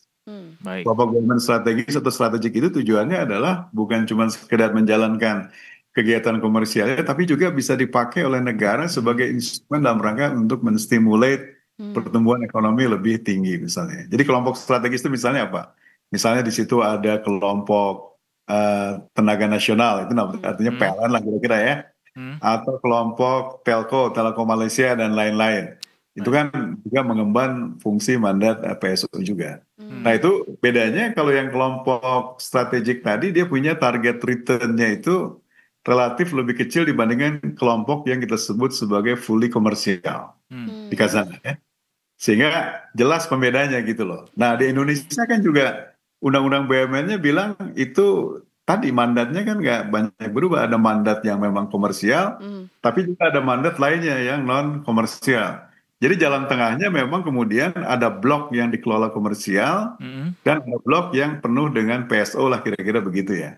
Sehingga mungkin pertanyaan berikutnya apakah kemudian Danantara itu dalam prakteknya nanti misalnya apakah akan memegang semuanya yang seluruhnya komersial dan yang kedua yang PSO tadi, atau yang PSO dikeluarin aja tidak perlu ada di dalam kelompoknya Danantara. Ya kan, sehingga Danantara bisa lebih fokus dia kelola BUMN orientasinya mencari keuntungan untuk komersial. Sehingga harapan Presiden misalnya membawa lebih banyak BUMN Indonesia menjadi players regional atau global mungkin bisa jauh lebih cepat dilaksanakan.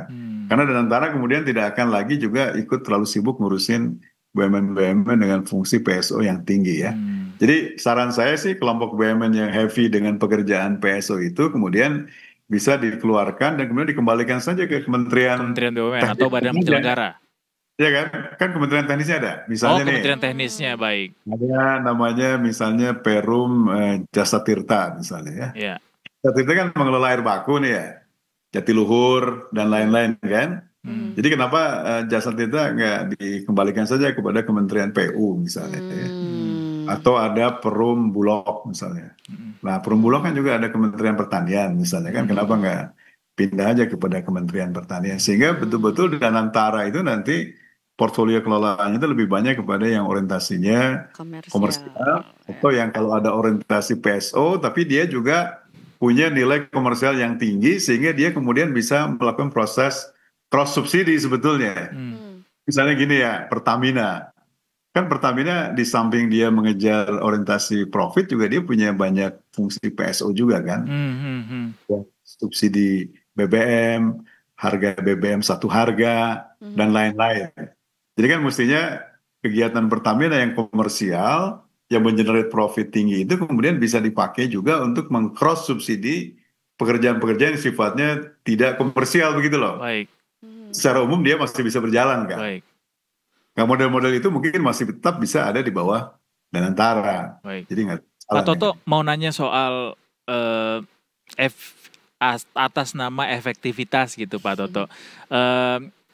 Bisa nggak sih Danantara tetap atau BUMN itu tetap dilebur gitu jadi bersama dengan Danantara, jadi fungsi pengawasan, regulasi dan juga mungkin saham tadi itu dipegang sama sebuah aturan aja gitu tanpa harus ada badan khusus yang memegang itu, sehingga akhirnya Danantara tuh sebagai sebuah badan juga jadi lebih efektif gitu Pak dalam operasionalnya, tidak perlu ada badan-badan lain lagi gitu Pak. Memungkinkankah kalau itu dilakukan?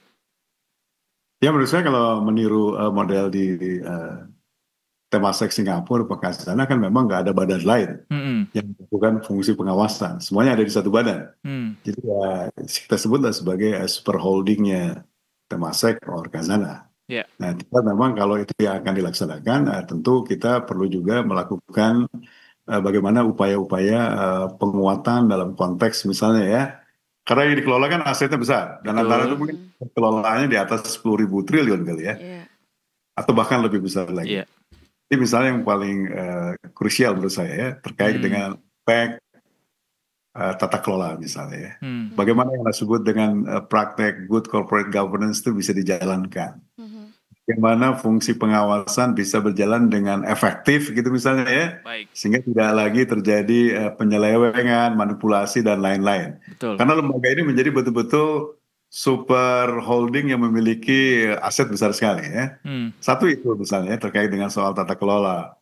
Kedua juga orang-orangnya kan mungkin juga harus punya kapasitas, punya kredibilitas, profesional lah gitu ya. Jadi kalau orang-orangnya masih tanda petik banyak dipertanyakan sama publik dan lain-lain kan ini jadi sesuatu yang harus diperbaiki lah ke depannya begitu ya. Juga mungkin kaitannya dengan soal seberapa jauh kemudian mereka juga bisa melakukan lompatan-lompatan dalam kerangka untuk perbaikan, improvement, baik dari sisi pengelolaan BUMN-nya maupun dari sisi pengelolaan investasinya. Karena Danantara itu kan punya dua engine ya. Satu disebut dengan Danantara Asset Management, satu lagi Danantara Investment Management. Yang Asset Management itu yang ngelola BUMN ini, yang investment management justru yang melakukan pengelolaan investasi, baik investasi portfolio maupun investasi langsung di sektor real, misalnya begitu ya. Nah itu kan nggak mudah gitu ya, sehingga perlu ada cukup resources dan cukup kapabilitas untuk mengatur itu dengan lebih baik. Benar. Berarti yang penting jadi catatannya adalah, kalaupun akhirnya dibentuk badan baru gitu ya, pengganti Kementerian BUMN, harus bisa dipastikan itu bisa ini Pak ya, lebih baik menggunakan fungsinya dengan baik dan mengurangi tekanan politik ke dalamnya gitu Pak ya. Kira-kira maksudnya sebaiknya idealnya begitu. Termasuk juga mungkin ya dengan juga dilebur menjadi satu, mengurangi birokrasi gitu ya. Itu juga termasuk. Yang jadi tidak terlalu panjang gitu atau tidak terlalu rumit juga gitu. Ya berarti kita sama-sama nantikan ya Pak ya, akan seperti apa gitu, akan dibawa kemana dan seperti apa Kementerian BUMN ini, apakah betul juga jadi badan penyelenggara gitu BUMN yang juga menjadi bagian dari tubuhnya Danantara begitu. Terima kasih Pak Toto. As soon as possible ya Pak ya. Iya benar, harusnya sih cepat ya. Mungkin lah dijalankan. Iya, baik. Ditunggu kehadirannya langsung di studio Pak Toto ya. Terima kasih banyak untuk hadir di Detik Sore-sore ini. Selamat melanjutkan aktivitas. Sehat selalu Pak Toto. Kayaknya memang kurang waktunya ya kalau ngomongin soal akan bagaimana dan seperti apa juga gitu ya. Soalnya BUMN nih Kementerian gede BUMN banget. Gede banget. Tapi setelah tadi juga disampaikan sama Pak Toto juga soal badan-badan yang juga yang namanya juga super holding gitu ya, yang di hold oleh Danantara juga jadinya juga iya juga ya. Tugasnya berat juga menjadi Danantara gitu. Harus sangat super profesional. Nggak boleh ada intervensi politik di dalamnya. Betul. Boleh sih intervensi politik asalkan memang demi kepentingan orang banyak ya, bukan golongan tertentu gitu. Betul. Ya mengelola uang yang aset-aset yang begitu besar. Betul. Kalau nggak salah Danantara tuh the biggest super holding ever deh. Lebih dari 10.000 triliun. Kok Temasek nggak sebesar itu kalau nggak salah. Asetnya ya, in terms of asset. The biggest, the chunkiest. Chunky. Itu iklan coklat tahu. Ya betul. Chunky Paul. Masuk dong sini. Gue bisa batalin diet gue kalau misalnya Chunky masuk sini. Oh iya, lo coklat banget ya orangnya. Coklat banget gua. Oh gue kira ini yang lagu kalau tiap 17-an merah putih teruslah kau berkibar. Abis ini masih ada satu segmen lagi. Masih. Tadi udah dijanjikan sama Eiza. Aduh, berkali-kali. say my name once again. Eiza. Tuh karena kalian keseringan ngomong manggil Eiza tuh Eca, Isa, Elza. Apa yang paling weird yang pernah lo dengar orang manggil lo? Aduh, ada pernah banget lagi gue. Apa ya? Sasa? Enggak, kayak Ica? Wah, nanti ya gue cari tahu ada di cue card gue kayak ada pernah.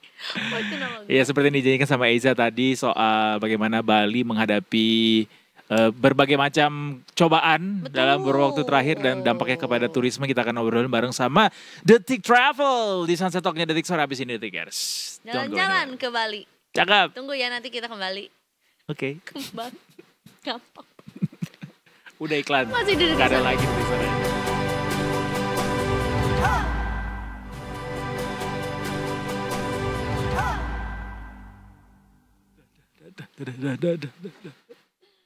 We're back, Detikers. Tentunya masih di Detik Sore. Gak cuma ore-ore. Kirain tadi kita mau mengawalnya dengan tarik kecap.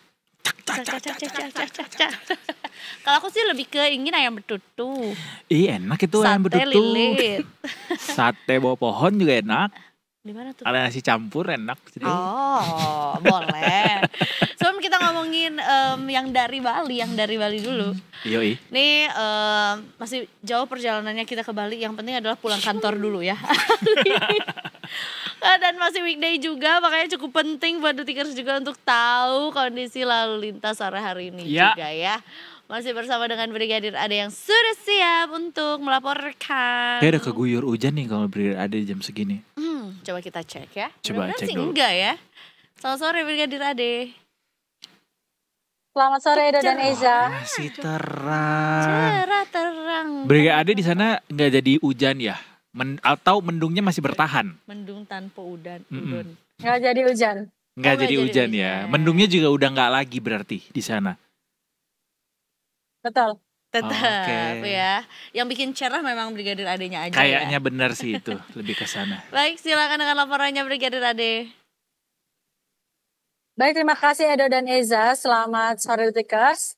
Saat ini saya berada di kawasan MT Haryono, Jakarta Selatan. Untuk arus lalu lintas pada sore hari ini dapat kita lihat bersama. Dari arah Cawang yang akan menuju ke arah Semanggi dari jalur arteri terpantau ramai lancar. Begitupun dari jalur tol dalam kota juga terpantau kondusif lancar. Terlihat kecepatan kendaraan pun dapat melaju dengan kecepatan normal di kawasan ini. Dan di kawasan ini terlihat masih banyak pengendara yang menggunakan trotoar jalan sebagai lajur kendaraan. Yang padahal trotoar jalan diperuntukkan untuk pejalan kaki, harap bagi para pengendara untuk mematuhi aturan tersebut. Dan di kawasan ini ada pun jalur busway, harap bagi para pengendara untuk tidak menjadikan alasan terburu-buru bagi Anda dapat melintasi jalur busway sebagai lajur kendaraan Anda. Dan kemudian bagi pengendara yang akan melintasi kawasan ini, untuk cek kembali plat nomor kendaraan Anda untuk disesuaikan dengan peraturan ganjil genap yang akan berlaku hingga pukul 9 malam nanti. Dan juga tak henti-hentinya kami menghimbau bagi pengendara roda 2 untuk tetap menggunakan helm baik jarak dekat ataupun jauh mengingat kecelakaan tidak mengenal jarak. Dan demikian informasi yang dapat kami sampaikan, dan bagi Anda yang ingin mendapatkan informasi tentang kondisi arus lalu lintas terkini, Anda dapat menghubungi call center kami di 1500669 atau dapat melalui SMS center di 9119. Stop pelanggaran, stop kecelakaan, keselamatan untuk kemanusiaan, Indonesia tertib dan salam presisi. Demikian Brigadir Ade sedang melaporkan. Selanjutnya kembali kepada Edo dan Eiza di studio. Brigadir Ade itu di belakang ada yang dengan sangat berani dan gagah jalan di trotoar bersama dengan motornya. Tolong, itu tuh ada lagi tuh. Gemes banget. Untung gak kamu yang di situ, udah langsung kamu Kalau aku jambak ada ya. di situ aku langsung sliding. Dari tadi di sini dari sebelum siaran Detik juga udah ditegur-tegurin. Udah banyak ya yang ditegurin ya. Emang kayaknya gak cukup dengan teguran, harus juga dengan makian. Enggak dong ya. Ya harus sabar-sabar juga ya untuk menghadapi itu ya. Silakan langsung ditindaklanjuti Brigadir Ade. Terima kasih banyak atas laporannya anyways buat sore ini. Selamat bertugas kembali Brigadir Ade, semangat. Semangat. Dan selamat sore. Terima kasih, selamat bertugas kembali. Tuh masih ada lagi. Menurut gue sih terlalu frontal ya orang-orang yang berani melakukan itu ketika udah lihat ada polisi lagi Emang itulah. syuting. Ya walaupun juga emang nggak boleh ya, kalaupun nggak ada polisi Iya lagi bertugas di benar. situ Tapi juga. itulah uniknya masyarakat ada- kita. Itu adalah mengambil hak pejalan kaki. Udah kita dikasih segitu-gitu doang untuk jalan kaki. Nggak semua ruas jalan tuh juga ada Trotoarnya betul. Kalaupun ada juga belum tentu layak juga. Itulah Dikasih menurut gua motor lewat alasan situ. kenapa banyak di daerah tuh pada akhirnya kena bencana. Enggak gitu. Jangan buat spekulasi yang tidak. Apa yang ada di otak gue tuh gue langsung Enggak sampein. dong. Enggak maksudnya awal dari ketidakdisiplinan itu akhirnya menimbulkan sebuah bencana. Ya, bisa Dan jadi. itu yang harus disadari sama masyarakat. Seperti apa yang terjadi di Bali saat ini. Dan soalnya kita hadirkan dulu bintang tamu kita sore hari ini. Detikers, ada Mbak Femi Dia dari redaktor Detik Travel. Kalau dari Bali Mbok. Oh iya. Mbok iya, Femi. Mbak Femi, makasih. Sudah Matur hadir di suksma, sini. udah hadir di sini. Dari Bali ini jauh-jauh langsung dari Canggu. Dari gedung sebelah ya. Dari Gedung gedung sebelah ya, sebelah. lebih ke konsepnya aja yang Iya. Bali-Balian ya. Tapi ini cukup sedih gitu ya, miris juga ketika ngakunya masyarakat Indonesia gitu ya. Ini nggak cuman soal masyarakat Balinya aja ataupun yang tinggal di Bali gitu ya. Kita semua ngakunya gitu cinta banget sama Pulau Bali ini. Tuh. Yang kayak akan pemandangannya, budayanya, semuanya lah kita cinta juga soal Bali juga. Tapi rasa-rasanya ada yang luput gitu ya, sampai akhirnya pulau yang kesayangan kita tuh harus terkena bencana banjir yang memang perlu diakui sepertinya ini bukan cuman hanya dari apa ya fenomena alam aja, tapi ada andil manusianya juga di sana. Dan sayang juga ketika kok kayak langganan, karena tahun lalu juga sempet Awal tahun awal malah tahun ya, banjir awal besar tahun juga di sempet Bali. ada banjir yang lumayan impactful juga gitu ke Bali gitu. Berulang jadinya ya Mbak Fem ya. Betul. Dan yang menyedihkan kan nggak ada alarm dulu ya sebelumnya, warga suruh diminta siaga atau apa untuk ada banjir gitu. And the one that happened recently happened to be the biggest flood yang pernah terjadi di Bali ya. Dan ketika kita berusaha untuk nyalahin karena intensitas hujan yang tinggi sekali gitu, bahkan sejauh ini kayaknya ini juga cukup tinggi gitu. Tapi kayaknya nggak adil deh kalau kita juga tidak masukkan variabel bahwa ada kontribusi dari tingkah laku manusia gitu yang ada di sana. Kayak persoalan sampah di Bali itu udah cukup lama juga kan ya Mbak, soal bagaimana itu jadi bottleneck gitu di pariwisata Bali. Sekarang tuh gimana sih Mbak to be fair nyebutin seberapa parah kondisi persampahan di Bali itu? Kalau kita sebagai wisatawan ke sana aja kan kayak keluar bandara bersih, keluar bandara ya masih oke. Tapi kalau udah masuk ke bukan permukiman ya, yang ya area wisata yang mau ke pantai itu udah kayak ya sambutannya sampah, kantong-kantong sampah. Bahkan di pantai pun. Iya kan, kalau kita bahkan kita di pelabuhan kita mau nyebrang ke Nusa Lembongan kan, sampah, botol-botol aqua, sampah-sampah bukan rumah tangga apa, sampah usaha juga wisata di situ.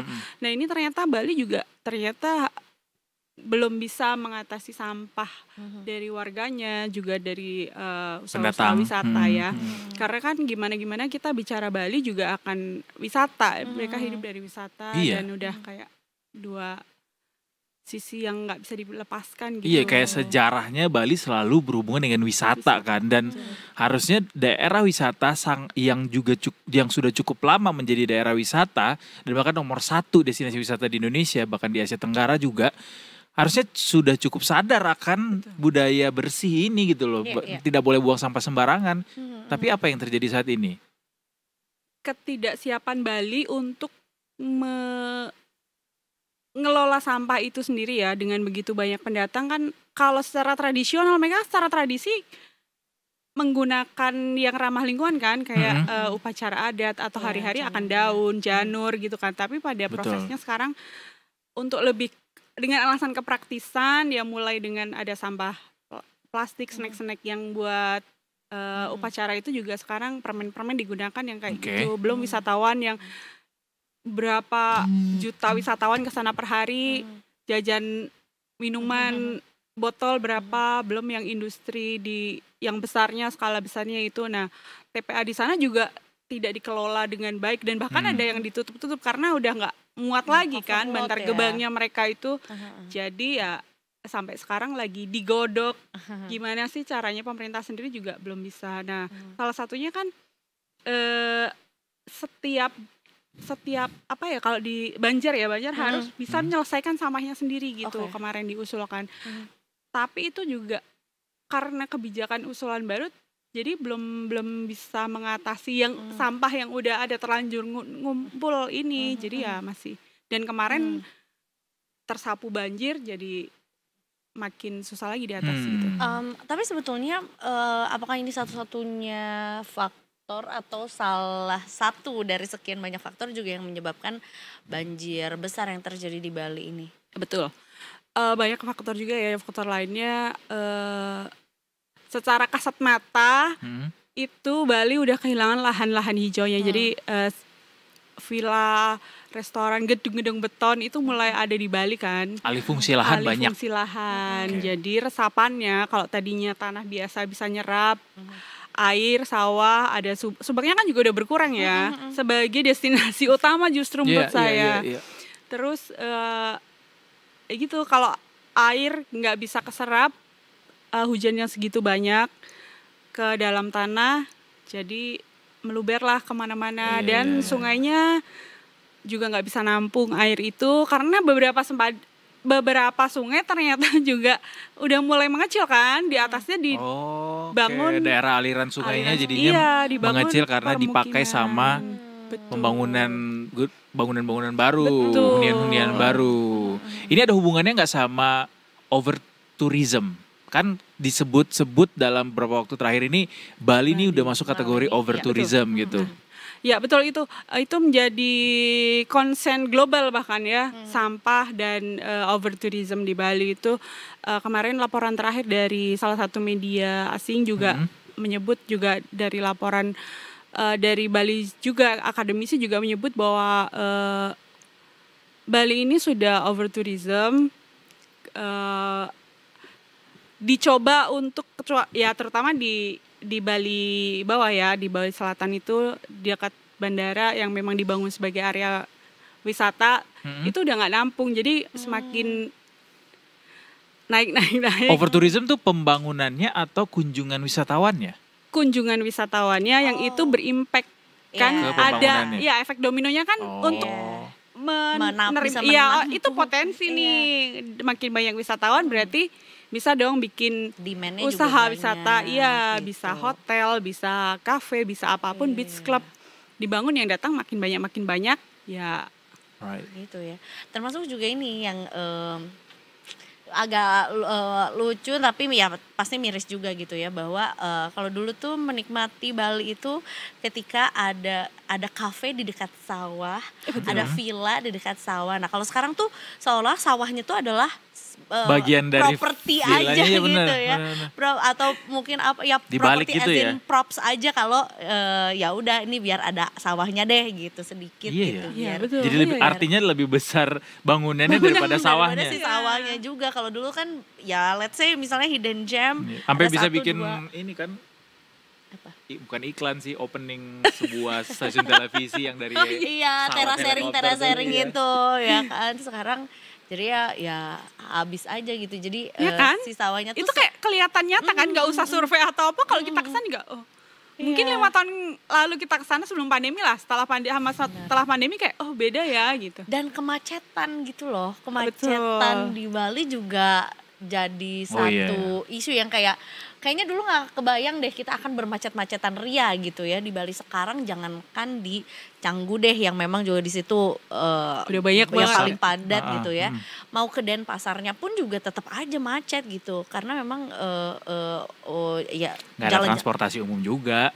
Udah ada bis sih sebenarnya sekarang, ada kawan bus kayak teman Transmit kayak bis kita di Bogor gitu ya. Gitu. Ada bis juga sih, tapi memang enggak trayeknya tidak sekomplit Transjakarta. Betul. Tuh. Walaupun mungkin juga jalanannya juga ya banyak jalan-jalan kecil kan di Bali juga. Jadi itulah area-area yang mungkin. Jadi ini kayak juga ya. komplikasi pada akhirnya ya. Maksudnya Iya, puncak benar. daripada penyakit-penyakit Bali yang selama ini dirasa-rasanya tidak cukup ditangani dengan baik, sehingga akhirnya ini nih bentuk puncak dari Betul. dampaknya gitu, banjir tadi ya. Terus gimana akhirnya pemerintah daerah Menanggapinya. merespons ini supaya berkelanjutan gitu Mbak, nggak cuma by case doang gitu. Iya betul, saya berharap sih nggak lupa ya setelah banjir begini terus lupa, biasanya kan begitu ya, lupa nanti.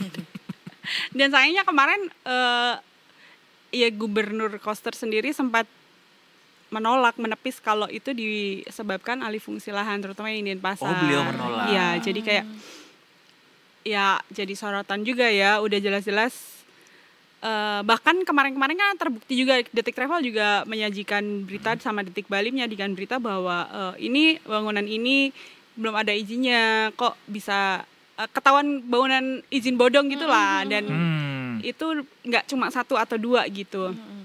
Itu sekarang kok ditepis gitu. Itu sih ya, semoga pemerintah daerah Bali dan pemerintah pusat juga sih, pemerintah pusat juga nggak bisa mengabaikan kan kalau Bali ini salah satu sumber cuannya kita ya, sementara kok bukan perhatian apa ya, saya punya respon Menpar juga kurang greget gitu saat kurang apa ya, kurang galak gitu untuk Menpar Bali yang sekarang? sendiri. Iya. Oh, oke. Ya masa Menpar yang Iya. dulu. Siapa tahu dari dulu, kurang greget ya. Iya kok gak galak gitu, maksudnya ini Bali loh gitu, dan Iya. erat dengan wisata gitu. Dan itu jadi tumpuan ekonomi masyarakat situ betul, gitu. Betul. Bahkan kan devisa kita tuh bertumpu ke wisata. Salah satunya kan yang besar Iya. dari wisata. Harusnya ada gebrakan apa gitu yang nggak cuma bicara soal wisata tidak terdampak oleh banjir. Itu kan kayak Tidak konkret. iya. We need some conclusion, bukan itu. such a normative statement gitu. Iya. Karena ya jelas ya kalau mau nanyain Punten, gini. Iya, Ibu. Tolong Bali diselamatkan, Iya, Bu. tolong Bali diselamatkan, Bu. Saya udah 3 tahun sih nggak ke Bali, Bu. Cuma kayak jangan sampai ketika saya balik ke sana justru yang ditemukan adalah Bali yang tidak sama seperti yang dulu gitu. Iya. Karena kalau ngomongin soal ya sentimen setelah banjir ya udah jelas lah ya gitu ya. Orang jadi takut gitu, was-was. kembali Iya was-was sih, juga. jujur iya Tuh, banget. mau dibilang kayak enggak kok, enggak semua daerah terkena banjir ya tetap aja gitu kan. Ini juga ngomongin soal ada nyawa yang hilang, ada 18 loh. iya, ada usaha-usaha lain yang memang tidak terkait juga dengan wisata gitu ya. Tapi kan di Bali juga ada industri lain juga yang akhirnya harus berdiri sendiri lagi gitu setelah adanya banjir juga gitu. Kurang galak kali ya. Iya, harus lebih. Sementara kita butuh penanganan yang menyeluruh ya. Nggak cuma soal sampahnya doang yang memang berlarut-larut soal pengelolaan sampah di Bali, tapi juga mulai dari bagaimana ruang apa sih istilahnya ya? Itu tadi soal alih fungsi lahan yang banyak, itu kan pasti ada juga otoritas terkait yang mengatur bagaimana, ini kalau kebanyakan nanti dampak ekologinya seperti apa, dampak lingkungannya. Itu. Ekologi, sosial. Mana mau bangun bandara lagi tuh di atas kan. itu Ntar dia. banjirnya dari atas lagi kiriman. Iya, nambah ya, nambah. Iya.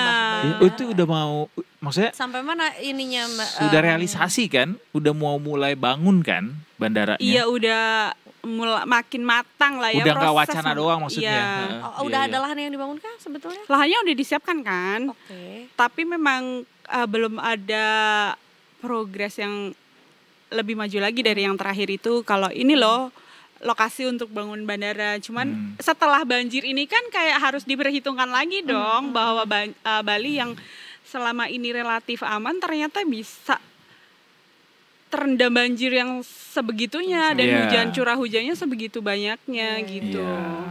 Apa katanya Mbak urgensi untuk menambah bandara di Bali? Waktu itu kan agar nggak terjadi itu tadi over tourism di selatan kan, di Bali Betul. Selatan. Jadi diusulkan untuk Bali Utara juga selama ini di Bali Selatan kayak lebih maju, bukan lebih maju ketimpangannya ya, lebih sangat hidup terasa. gitu loh. Iya, pariwisatanya. Utara Jadi tuh Gianyar ya.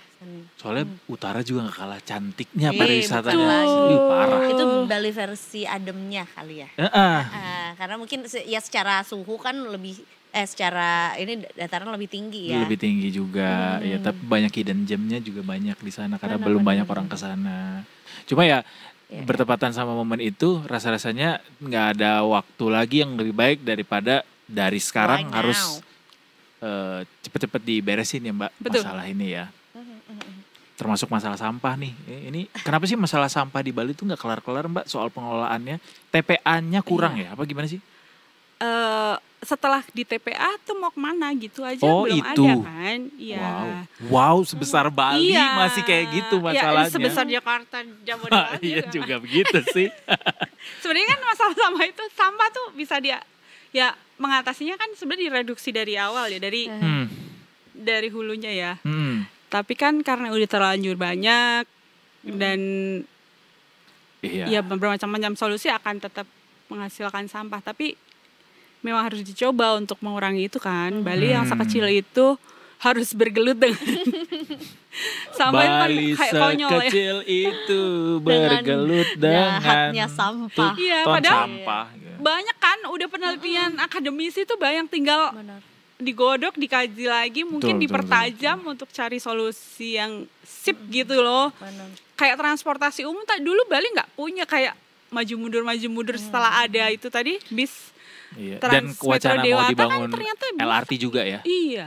Iya.